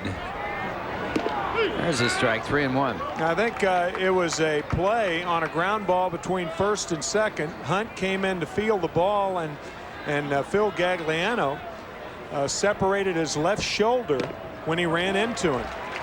Remember, I remember that so well because Phil was a classmate of mine in high school at Christian Brothers High in Memphis. Grew up together. Mets get their 6th walk. One of the walks intentional, and Willie Blair now throwing in the bullpen for the Colorado Rockies. Mets had 8 walks in the first game. So some of the things that goes with expansion clubs. A lot of walks, a lot of errors. Things you have to grow out of. And there's a pitch for a ball, and it's 1-0 to Eddie Murray, who has a double in 3 at bats.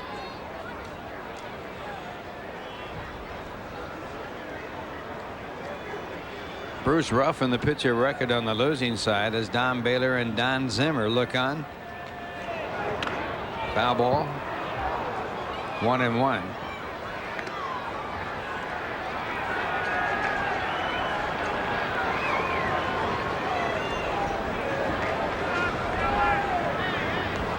Murray with a run batted in the 4th inning.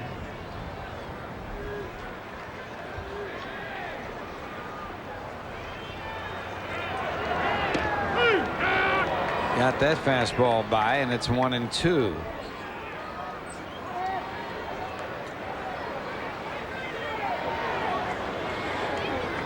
Colorado looking forward to going home. They'll leave after this ball game, and then they have all kinds of activities scheduled for them. Special parades, luncheons, banquets, you name it, as they get set to draw over 3 million people in Colorado for their first expansion year. Maybe 4. Could be 4. Could that's be. right. Only one team has ever drawn 4 million people, and that's Toronto when they got their new ballpark. 2-2 the count. And they're looking for 3 million or more in Florida with the expansion club there. So the attendance this year will break all the records. But of course, there are 2 new clubs. But the interest, in spite of all the adverse publicity, certainly running very, very high. 3-2. Ground ball down the third base side. Great play by Hayes. He has no play at third, but he gets up and picks up the out at first. That retires his side. Fine play by Charlie Hayes at third to end the inning. The Mets don't score as they leave 1, make it 2, and the score at the end of 5 innings here at Shea Stadium. The Mets 6, Colorado nothing. And here's a word from Coca-Cola Classic. Top of the 6th, the Mets leading 6-0 for Colorado. Freddie Benavides will lead it off. Brett Saberhagen on the mound. He picks up a strike. Rockies have had only 2 base runners, one on an error by Bobby Bonilla and one on a walk. And Benny Benavides pops it up into center. So Saberhagen still has not allowed a base hit. And that'll bring up a pinch hitter.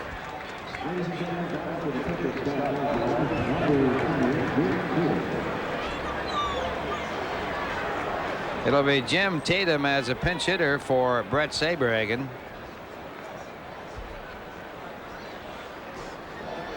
Tatum, his first appearance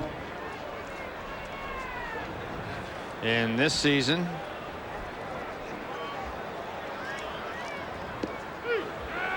And the first pitch, it called strike.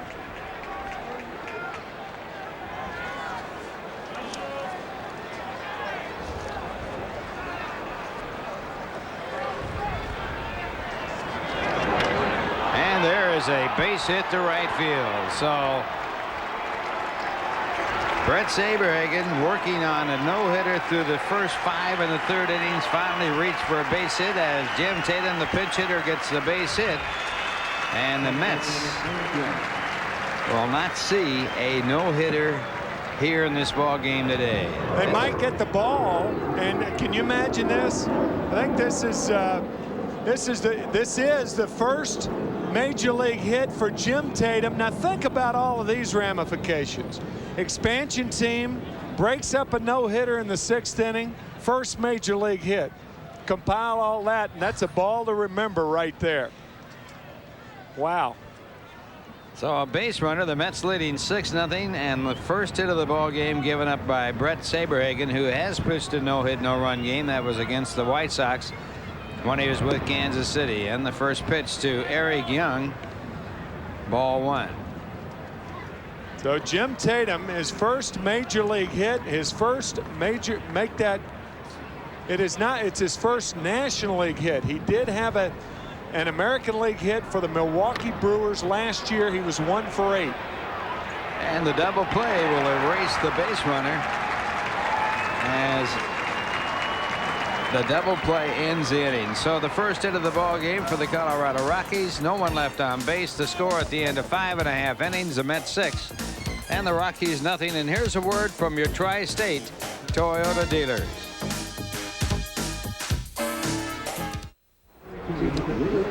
Six 0 Mets, and a new pitcher for the Rockies. It'll be Willie Blair, young right-hander, 27 years old, from Lexington, Kentucky. Attended Morehead State, Kentucky. That was the school at which Steve Hamilton, the ex-Yankee left-hander, was a coach for a long time. I don't believe he's still there. But Willie Blair, selected by the Rockies from the Houston Astros in the 1st round. He was the 21st overall player selected by Colorado. Third pitcher used by Don Baylor, and he'll be working to Bobby Bonilla as his first man. Bonilla 2 for 3 in today's game, and the first pitcher called strike. Last year with Houston, Willie Blair was 5-7 in 29 games. And this pitch popped up in foul territory. It will be out of play.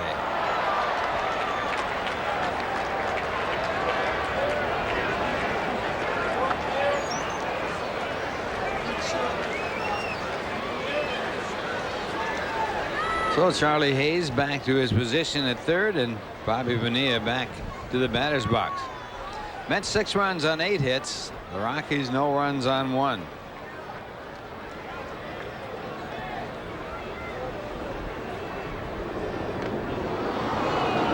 One and 2.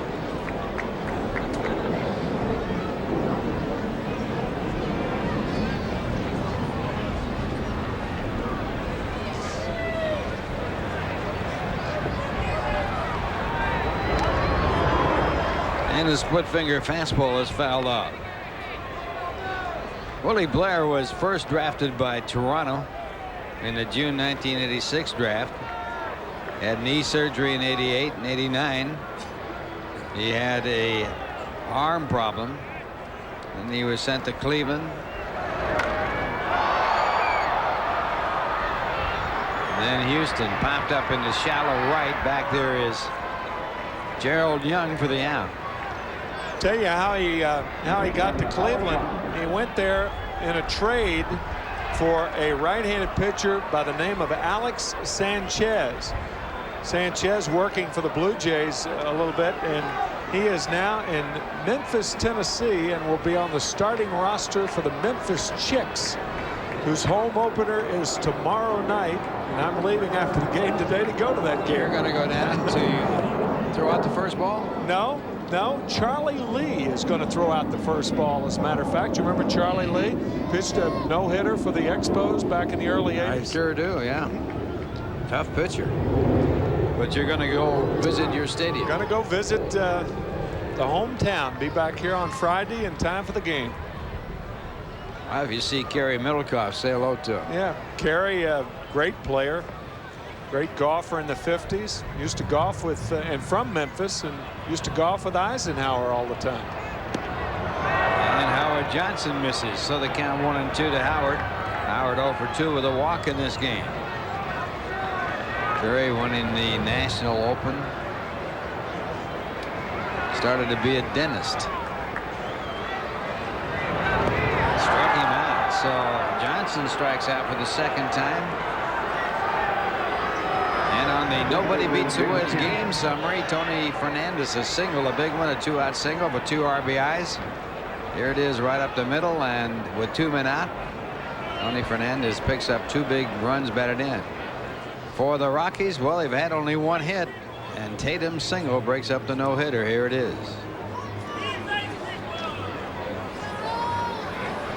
The Nobody Beats the Wiz game summary, and the batter for the Mets, Jeff Kent.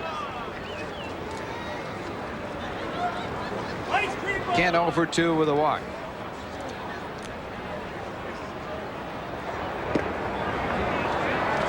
Good hard slider in the count. 1 ball, 1 strike. Don't forget, Friday it'll be the Houston Astros coming to town. First night game of the year. Game time at 7:40. Sid Fernandez on the mound against Mark Portugal. And then Saturday afternoon, game time at 1:40. It'll be Doc Gooden back again against Doug Drabek, who was signed by Houston, Cy Young Award winner. And then Sunday it'll be Frank Tanana against Greg Swindell, also Swindell acquired by Houston. They should be tough, although they're off to a slow start. Most improved team, I think, in the National League, but they're in the toughest division in baseball. Atlanta, Cincinnati, the Giants, a much improved team with the addition of Barry Bonds. Bonds paying a dividend, driving in the go-ahead run yesterday with a sac fly.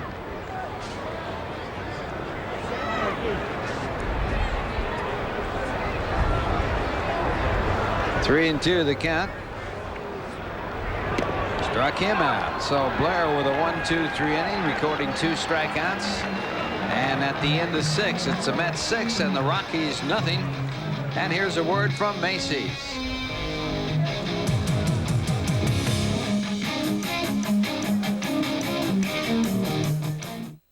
Darien must save the career of a future president. I'm here to stop the person who's blackmailing you. On the next Time Tracks, tonight at 8 on Channel 9.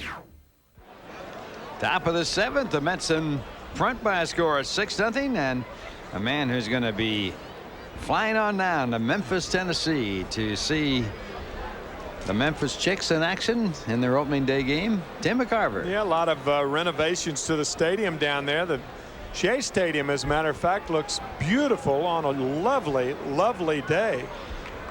6-0 Mets. The Rockies have not scored against New York in their 15 innings of work against Mets pitching. Doc Gooden all the way on Monday, and now Saberhagen, a 1-hitter. And it's 0-2 to Alex Cole. Saberhagen has been absolutely dominating this afternoon. Well, the stadium in Memphis is called Tim McCarver Memorial Stadium, and I understand they made some good additions down there. They built a skybox, as a matter of fact. We have 1 skybox. That's our stadium club. Change is low, 2-2. Like the old Cleveland joke that they closed the zoo in Cleveland, the duck died, you know. One stadium box, huh? Matter of fact, Cleveland is getting a stadium either next year or the year.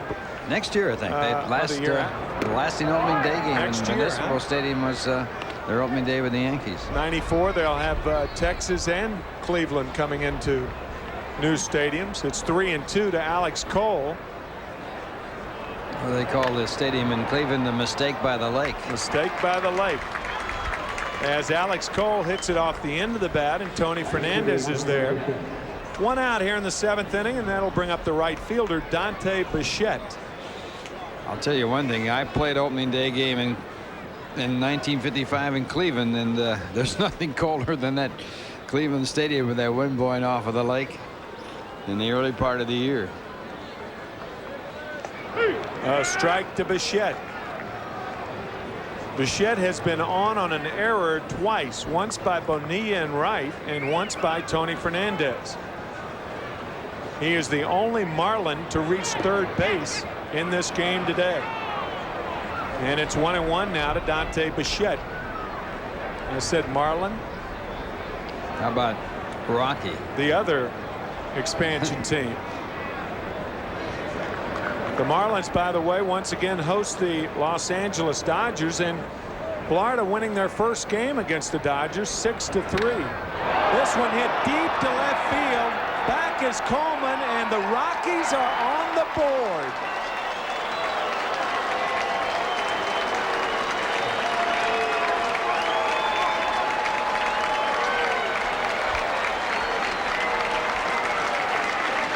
The first run ever by Colorado.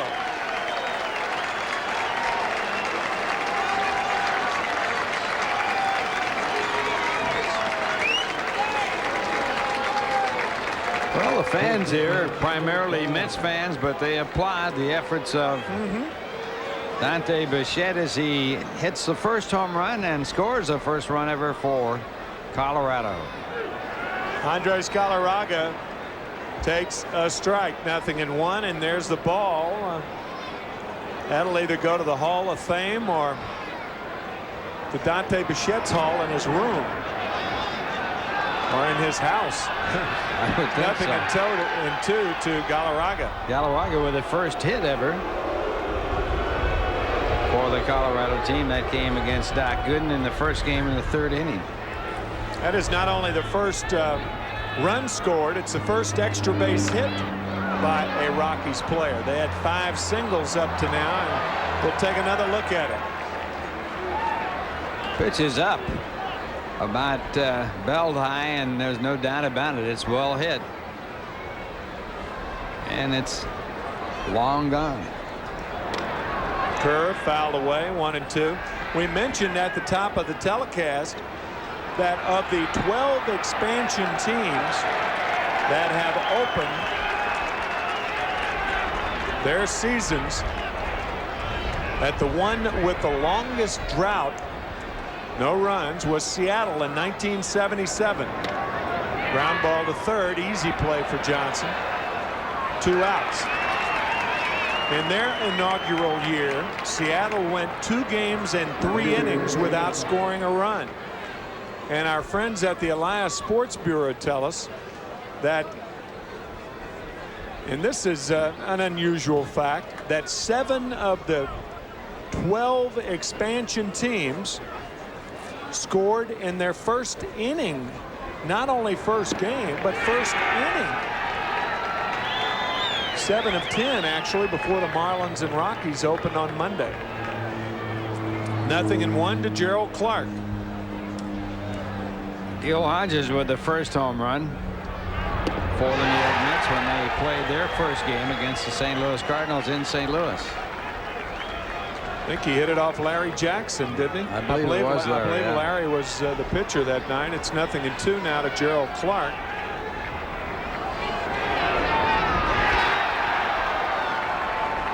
Still 0-2.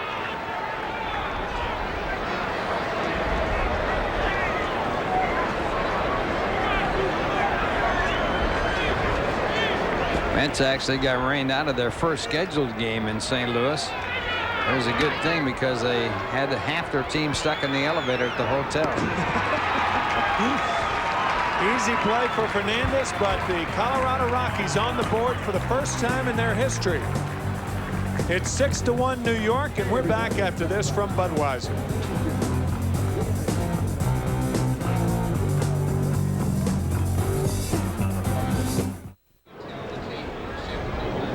Colorado Rockies on a home run by Dante Bichette in the top of the 7th inning, end a 15 1/3 inning scoring drought. Bichette on the stick here as he hits it right out of the ballpark for the first run ever scored, and obviously the first home run ever hit by a Colorado Rocky. And Dave Gallagher takes strike one from Jeff Parrott. Bichette and Bichette, right? Right. And Parrott, a peripatetic baseball player. He has been all over the baseball globe. 9-1 with Oakland last year as a setup man for Eckersley. What a record that was after bouncing around in the major leagues for many, many years. And a very good relief pitcher. Serving as the setup man for Dennis Eckersley last year, and did have a fine year. It's a ball and 2 strikes now to Dave Gallagher.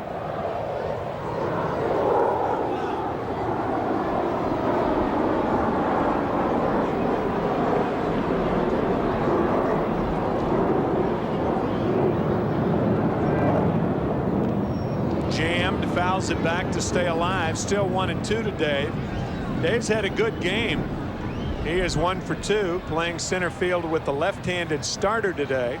Joe Orsulak started in center on Monday, and Ryan Thompson, the Mets' regular center fielder, should return on Sunday against the Astros.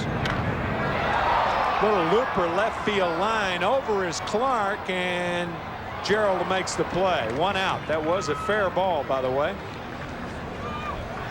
And that'll bring up Todd Hundley, the catcher.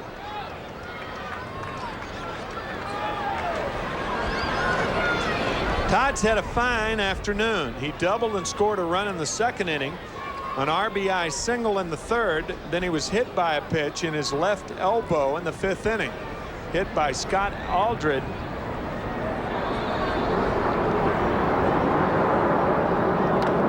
Lines this one to center, and it's going to drop. So Hundley has been on base 4 straight times.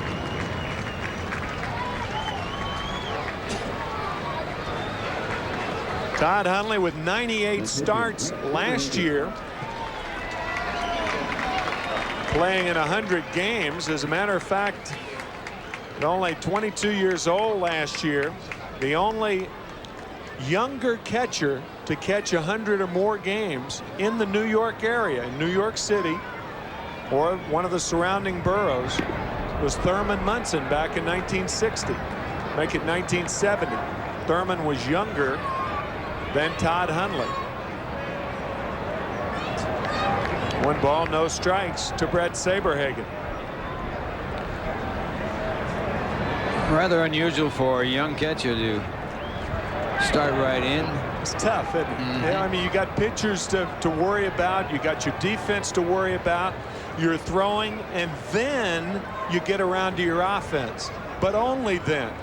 Your responsibilities really have so much to do with your pitching staff, calling a game, your defense blocking the balls, throwing runners out. Very difficult, and I would have to say that it's the most difficult position to break into in the major leagues, and that's why you don't have a lot of youngsters doing it, as you said. Like young quarterbacks too, the same thing. Yeah, that's right. That's a must absorb. Serving a long apprenticeship generally. Hundley wants to talk to Barry Foote to see if the bunt is still on, and Saberhagen talking to Mike Cubbage.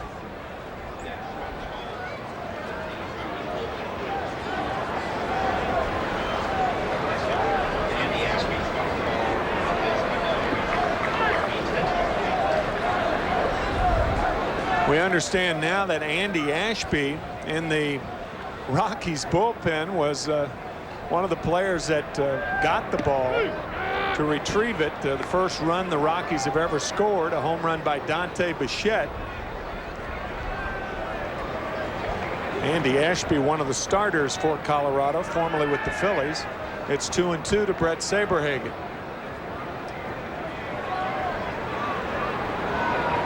See if he bunts again. Yep. And he bunts it, and a good one. Parrott barehands it to throw him out. Hundley stops at second, and there are 2 away. On the Macy's National League scoreboard, action in Chicago. It's Atlanta still leading by a score of 2-0 in that ball game. Steve Avery on the mound for Atlanta. Home run for Dave Justice in that game.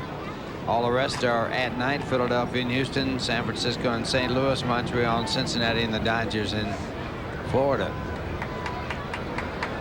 So the Braves won the opener behind Greg Maddux 1-0. They lost behind the 8 2/3 inning no-hitter yesterday. It was eventually a one-hitter by Jose Guzman. They lost 1-0, and now it's 2-0 this afternoon. Do you think the weather's cold there?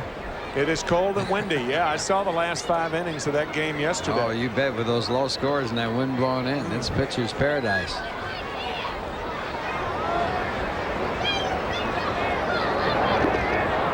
Good splitter from Parrott. It's 0-2 now to Coleman. You know, talking about mementos of what takes place in these inaugural games with Colorado, they sold so many programs here opening day that everybody was really unhappy when they couldn't buy one. People were buying them up like 10 and 12 and 100 at a time.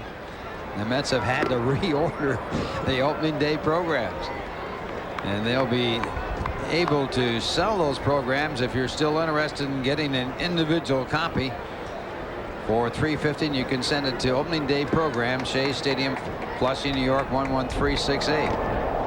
Yeah, there was a rumor going around the stadium today that they were selling them, and there it is. They were selling those programs for $40. Scalpers were selling them for $40 a pop outside the stadium. Everybody betting they'll be worth a lot more. If you had an opening day program of the Mets from 1962, it'd be worth about $200 right now, maybe more. In good condition? Yeah.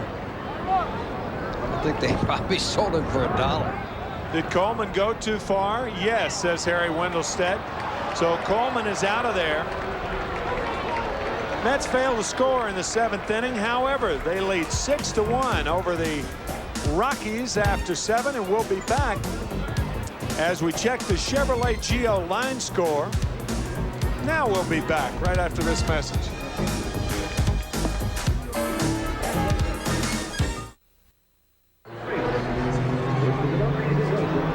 Kids, this is for you, a dream come true, a chance to have your picture taken with a Mets player on the field at Shea Stadium. Once again, Milk Duds Candies and the Mets are teaming up to offer kids ages 6 to 16 a chance to be a celebrity bat boy or bat girl.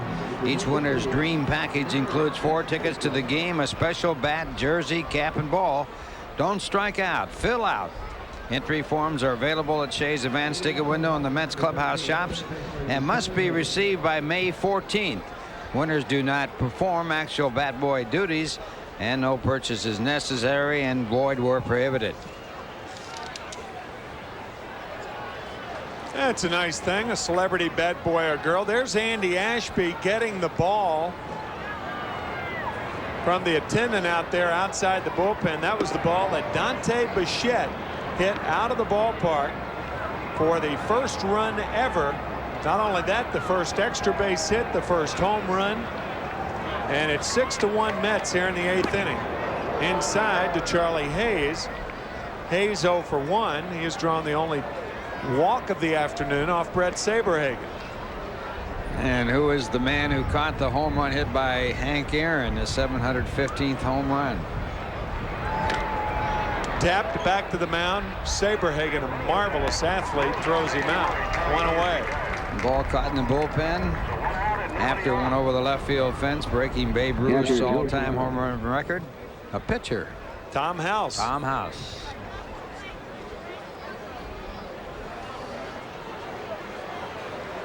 Joe Girardi, the batter. Joe is grounded to a double play and grounded to short.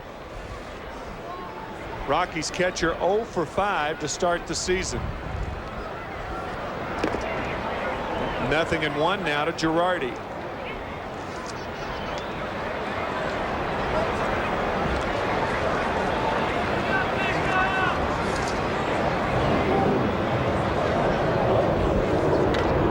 Grounder cut off by Johnson. Strong throw, just gets him. 2 outs. Checking out the American League scoreboard.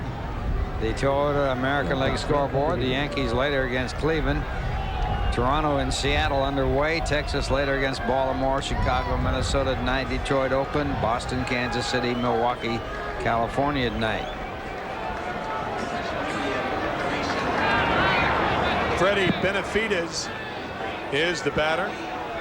You know, we're talking about Todd Hundley being a young catcher for the Mets. His daddy, Randy Hundley, was one of the youngest catchers ever to start for the Chicago Cubs. As a matter of fact, Joe Girardi was the youngest to start since Randy Hundley was a starting catcher for the Cubs back in 1966. Benavidez is jammed. And the wide throw by Fernandez, and we'll see how it's going to be scored. Tony Fernandez has not made 2 errors in 1 game in 4 years. 4 years. Is that an error or is it a base hit? I would imagine it's got to be an error, doesn't it? Yep, an error, his 2nd of the afternoon. Well, this is really unusual. It's a throwing error, pulling Eddie Murray off the bag. That's something you won't see much of this year. As Darryl Boston, Debo is the batter.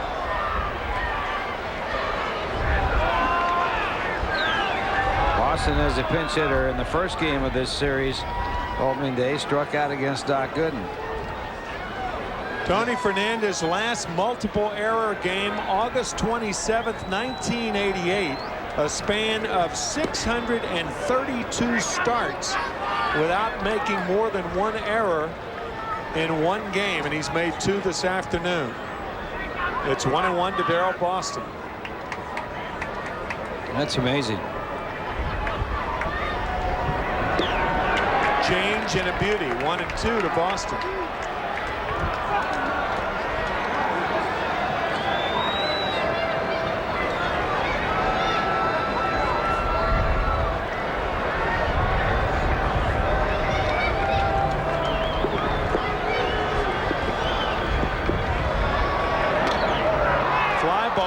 Field and playable. Vince Coleman shading from the sun makes the play. So Boston retired. Saberhagen has been very, very strong. It's 6-1 Mets. We're back after this from Chemical.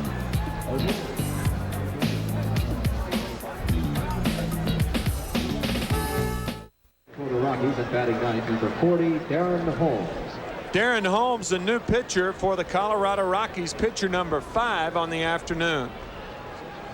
And let's take a look at the Roy Rogers Mystery Met contest that we'll be holding every game. And the answer will be on Kiners Korner, who is the Mets' all-time stolen base leader. So that's our Roy Rogers Mystery Met contest. And we will give you 1 clue. This Met, and the answer to that, probably the most popular Met ever. He is the all-time Mets stolen base leader, and it'll be answered on Kiners Korner. Tony Fernandez leads it off. Tony has been perfect. He has walked 3 times and has a 2 RBI single. So Tony 1 for 1 on the afternoon, and has now walked 5 times on the young season in Darren Holmes. 4-4 last year with the Brewers. 6 saves, 2.55 ERA.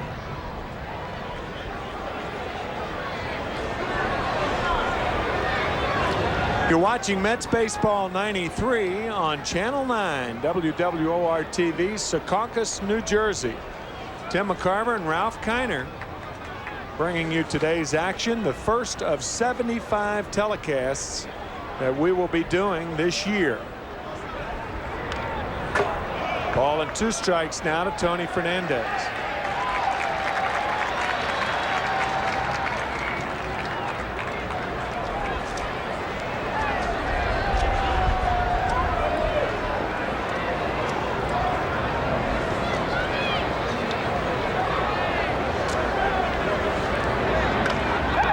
Curveball, foul.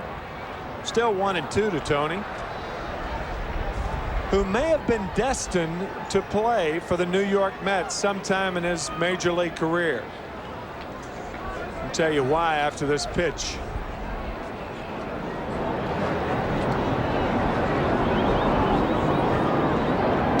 Curve hit hard to second, but Eric Young is there. 1 out. In the Dominican Republic, a little league has changed its name to the Tony Fernandez Little League, and the name of that little league is Hermanos Unidos de Queen. So maybe Tony destined to play here in Queens, huh? That sounds good. He is extraordinarily popular in the Dominican Republic. He makes his home in Florida now, as Eddie Murray cranks one to left center. Eddie stopping at first base.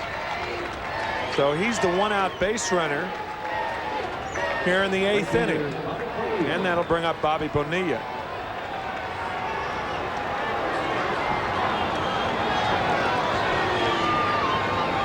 Eddie had double back in the 4th inning to drive in a run. His double was to right field. Now he goes right with this pitch. Ball on a harder surface would have probably gone on through for another 2-base hit, but because of the wet outfield, it pulls up short. Bobby Bonilla 2 for 4 this afternoon. Also his 2nd RBI and his 2nd run scored. It is 6-1 Mets here in the 8th inning. 10 hits for New York, 2 for Colorado. He just missed it. Just under it a bit. Right fielder Dante Bichette makes the play and hurries it back into the infield. 2 outs.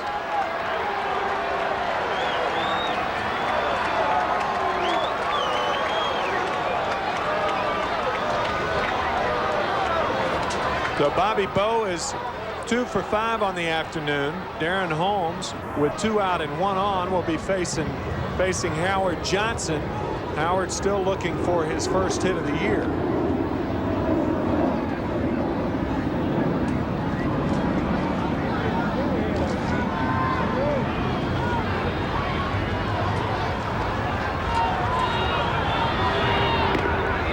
Curveball inside.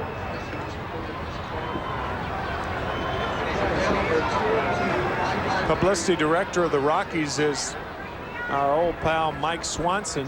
Mike used to be with the San Diego Padres. Splitter is outside. 2 balls and no strikes. And Mike telling me before the game that Darren Holmes, of all of the guys that Don Baylor has in his bullpen, that Darren Holmes will probably be the likely short man. He'll be the guy to close the games, but I think that job's still kind of up for grabs, with Parrott doing as good a job as he did last year. But Holmes is the guy for the time being. It's 2 balls and 1 strike to Howard Johnson.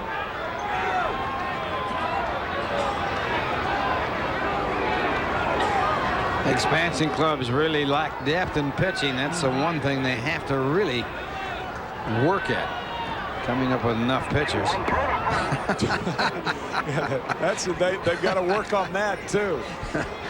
Murray, I think he started to see all of his life start to flash. He didn't understand it. Now he wants a balk call. Well, they may, but I mean, is this first base umpire Ed Rapuano? Maybe Eddie was talking about throwing to an unoccupied base. But I mean, should Eddie be that mad in this situation? Mets on top by 5 runs in the bottom of the 8th inning. He was really surprised when that throw came over there. Technically, if the first baseman isn't holding against the runner, you can't throw over there. I remember one time Keith Hernandez charging for a bunt wasn't there, and they called a balk on the pitcher, but he had started from first. He just got a good jump. Doug Sisk was the pitcher that night. Yeah. Now, as you can see, Galarraga was played off the bag, and technically that's a balk. There's Siete. He was really surprised. Yeah, I understand his point. I mean, not only an unoccupied base, but Galarraga about 5 feet off the bag.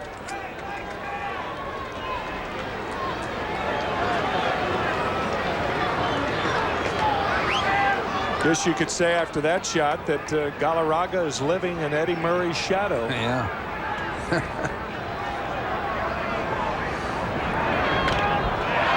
Popped up and playable. Girardi makes the play. So Howard Johnson 0 for 6 on the season. But the Mets gliding along this afternoon. It's 6-1. We go to the 9th after this from MetLife.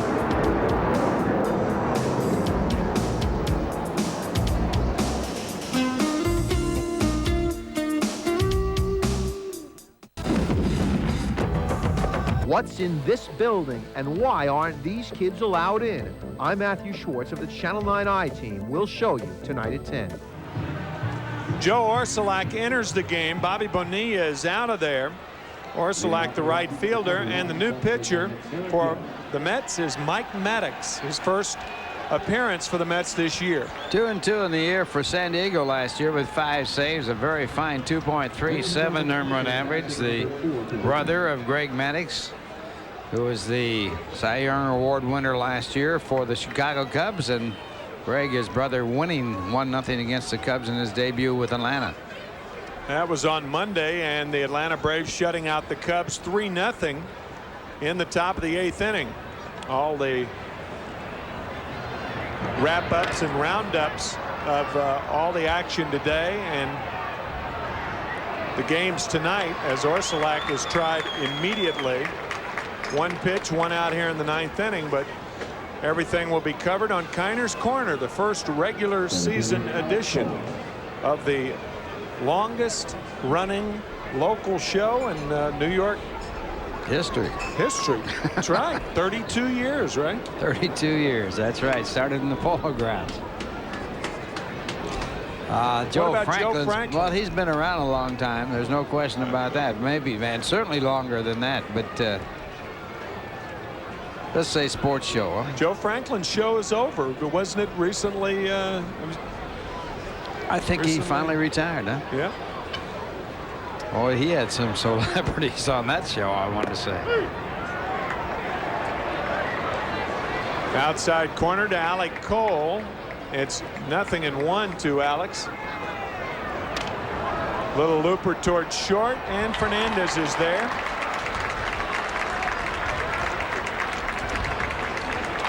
It's 6-1 Mets, 2 out, nobody on here in the 9th inning, and that'll bring up the right fielder, Dante Bichette. And historically, his last at bat will always be remembered by Rocky fans. A home run, the first one ever by a Colorado Rocky in the bullpen area out there in Shea Stadium. That was the first extra base hit for the Rockies. It was only the second hit all afternoon. As a matter of fact,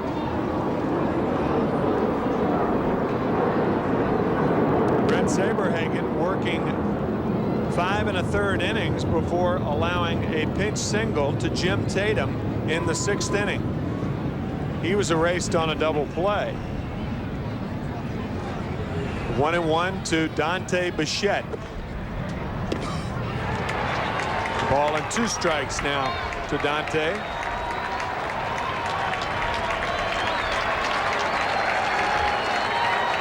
Crowd on their feet.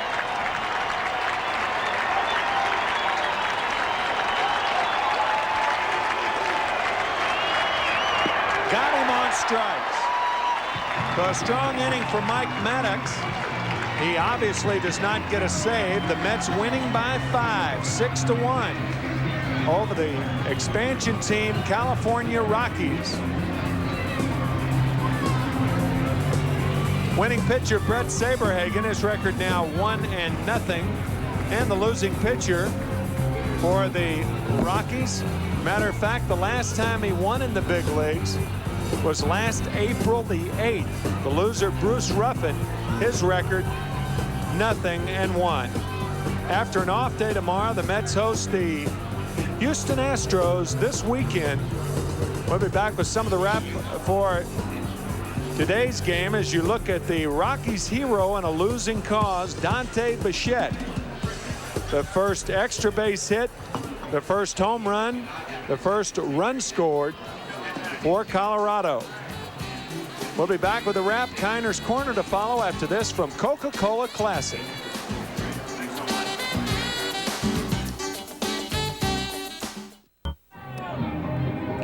Mets beat the Colorado Rockies for the second time in the last 3 days. Doc Gooden shutting them out Monday 3-0. And today, behind the strong right arm of Brett Saberhagen, the Mets win it 6-1. And Brett Saberhagen is our Budweiser star of the game, working 5 1/3 innings of no-hit ball, and the Rockies with only 2 hits all afternoon. But the big blow that will be remembered forever, the home run by Dante Bichette in the 7th inning. Not only the first run scored by the Rockies, the first extra base hit, and the first home run as the Mets beat them 6-1. The Rockies now have scored 1 run in 2 games with 6 hits. They had 4 off Gooden on Monday and only 2 off the combined pitching of Brett Saberhagen and Mike Maddox this afternoon. So the Mets win it 6-1, and we'll be right back with more of the wrap. Kiners Korner to follow right after this from Budweiser.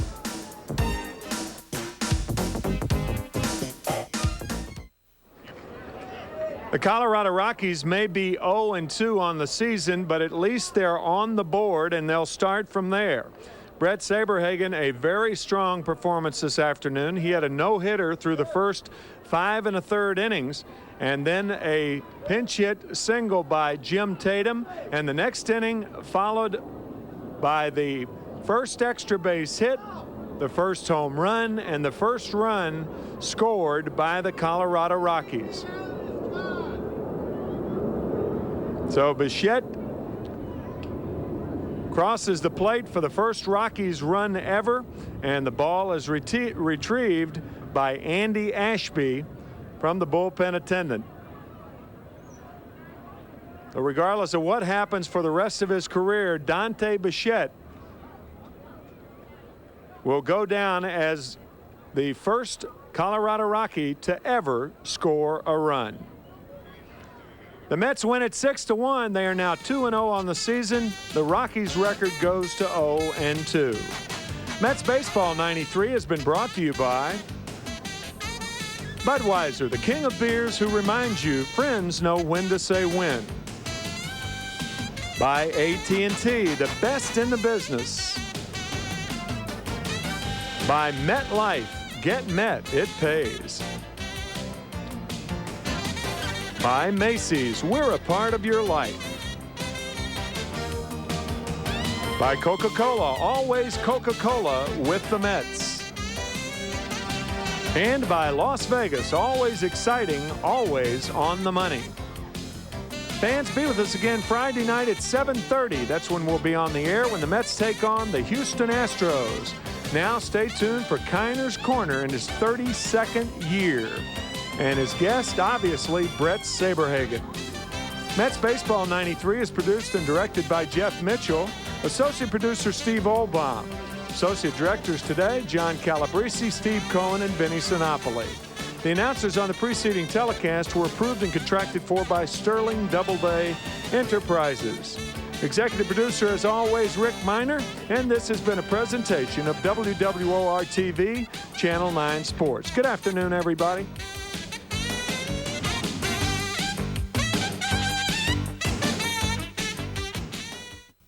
Derek Coleman leads the Nets against the Cleveland Cavaliers Saturday at 7:30.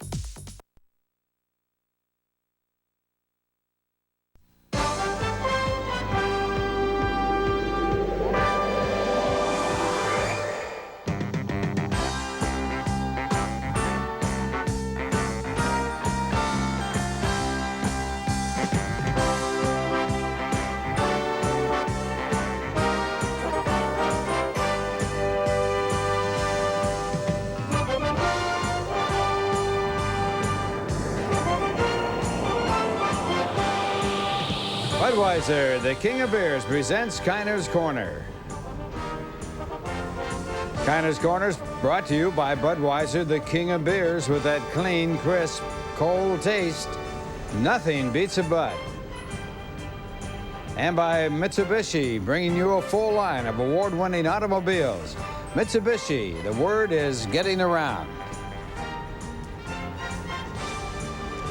Well, hi, everybody.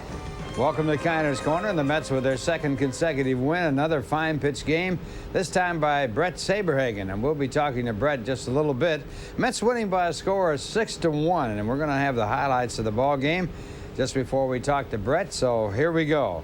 In the bottom of the first inning with one out, runners at first and second base, Bobby Bonilla, the batter, and Bobby comes up with a base hit off Bruce Ruffin.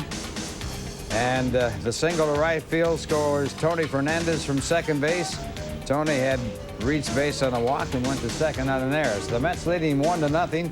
And then in the bottom of the second, Tony Fernandez singles up the middle, scoring Dave Gallagher and Todd Huntley. And the Mets have a lead of 3-0 in the ball game. In the bottom of the third with one out, the bases loaded. Todd Huntley hits his smash back to the middle. It's knocked down by Ruffin. He throws late to the plate, and the Mets have another run. They pick up another in a wild pitch, and then Eddie Murray singles to right field here. And it was Scott Aldred on the mound at the time, and the Mets get their fifth run of the ball game and lead 5-0 as Vince Coleman comes in to score from second. In the top of the sixth with one out, pinch hitter Jim Tatum gets the first hit of the ball game off Brett Saberhagen to break up his no-hitter. And then this, the only run of the ball game and the only run of the series for the Colorado Rockies, a home run. It's hit by Dante Bichette, and it's the only run for the Rockies in the ball game as the Mets win it by a score of 6-1. So Brett Saberhagen, the winning pitcher in the ball game, doing a great job. The ball retrieved by Alan Ashby, and it will be brought back in for the archives as the final out of the ball game is picked up by Mac Maddox as he strikes out the batter, and it's a 6-1 win for the New York Mets. We'll be back with Brett just after this message from Budweiser.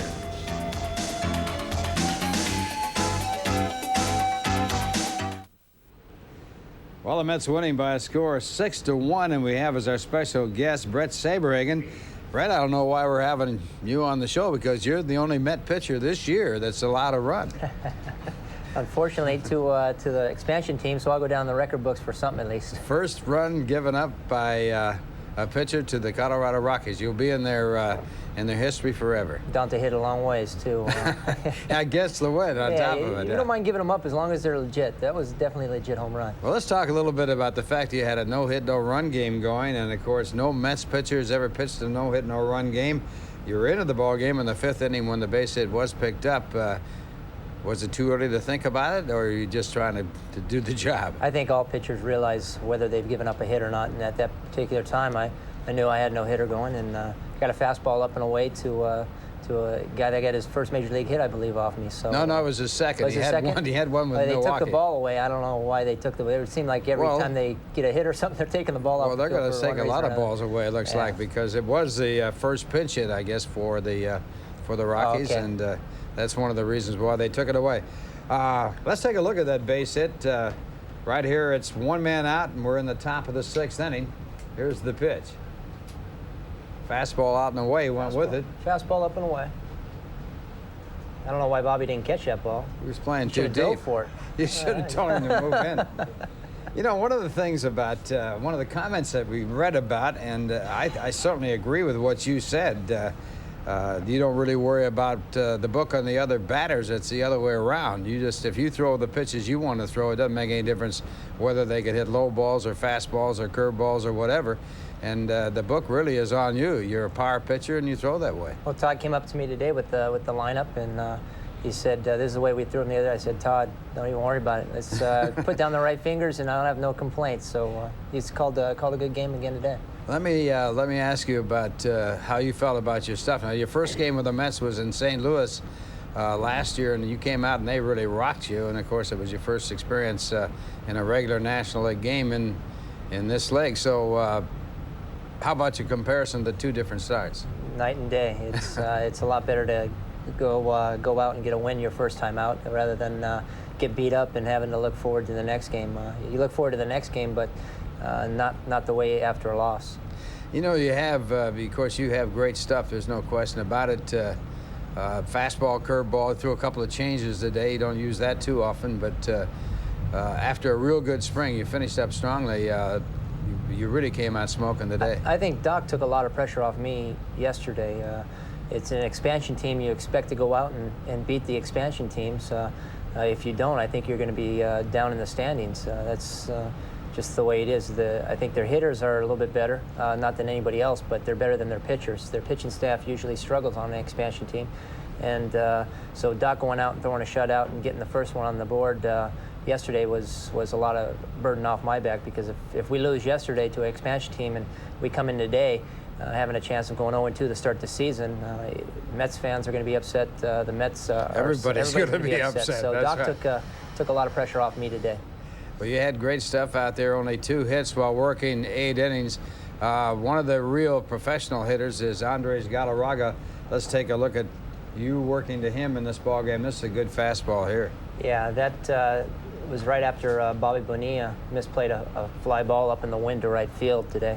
And as it turned out, the first inning, you don't want him to get on the board, especially after a miscue. It kind of brings the team down, so I wanted to get the next hitter, and I threw a pretty good fastball. It was my only strikeout of the day, too. So. Yeah, but it was at the right time, a runner on third base, and at that point in the game, no score, so you certainly want to get him out, and you had a movement on that ball looked real good. Yeah, it was down and away, and I think Andre liked this ball a little bit in, so we're just trying to keep the ball away and keep it down away from him. Let's talk one little minute here about your odd-even syndrome that you have going. Odd years have been great years for you, and the even years have not been. Does that bother you at all, or is it just something Not this year. So far, not this year, huh? This year it's supposed to be a good one, so we'll have to worry about breaking that up next year. I don't know. It's in the record books, and it's kind of pretty much gone that way. It seems like something happens to me in the even number of years. For the most part, it's been injuries. I've pretty much stayed away from injuries in the odd number of years, so I'm looking forward to keeping that true to form this year and worry about breaking it up next year. 75 wins, 30 losses in odd years. It's not too bad. Well, that's a very odd record right there. I'm 1-0 so far, and an odd one, too. You'll take it. Well, Brett, great pitching and off to a great start. Thanks, Ralph. Brett Saberhagen, and we'll return right after this message from Mitsubishi.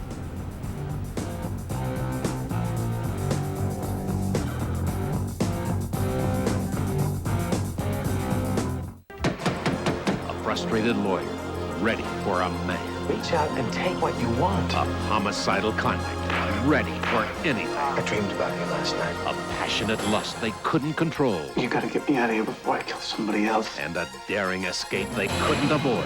Come on, run it! Stephanie Zimbalist. You crushed a man's skull. Alec Baldwin. Let's make love again. We won't get caught unless we screw up. Love on the Run. Sunday at 8 on Channel 9. Well, the Mets win it by a score of 6-1. They have won the series against the Colorado Rockies, winning both games, allowing only 1 run in the 2 games to Colorado. And our sharp pitcher of the year, and this goes back to 1992, receiving the award out here before the ball game was Sid Fernandez, who is our sharp pitcher of the year for 1992. And Sharp's Brian Dietz was on hand to congratulate Sid. So we'll congratulate him right here. Sid Fernandez, the sharp pitcher of the year for 1992. Well, the Mets will be taking on the Houston Astros in a 3-game series. First night game will be Friday night at the probables for that series. Mark Portugal going against our sharp pitcher of the year, Sid Fernandez, and that game will start at 7:40 on Friday night. Saturday afternoon, it'll be Drabek, who lost his first start for Houston, the Cy Young Award winner, against Cy Young Award winner Doc Gooden, who won his first start against the Colorado Rockies. Then on Sunday, Swindell will be going for Houston. Swindell also losing his first start after going to the Houston Ball Club. And Frank Tanana will be on the mound for the Mets, making his first start in the National League. So that's the probables for the Astros series coming up. Friday night, the Mets have tomorrow afternoon off, and also tomorrow night, obviously. And then it'll be Houston before they go on the road to play the Colorado Rockies and the Cincinnati Reds. Once again, the final score, it's the Mets 6 and the Colorado Rockies 1.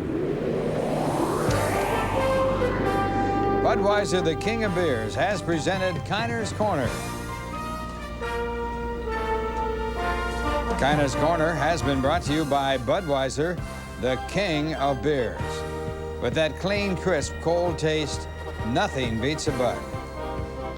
And by Mitsubishi, bringing you a full line of award-winning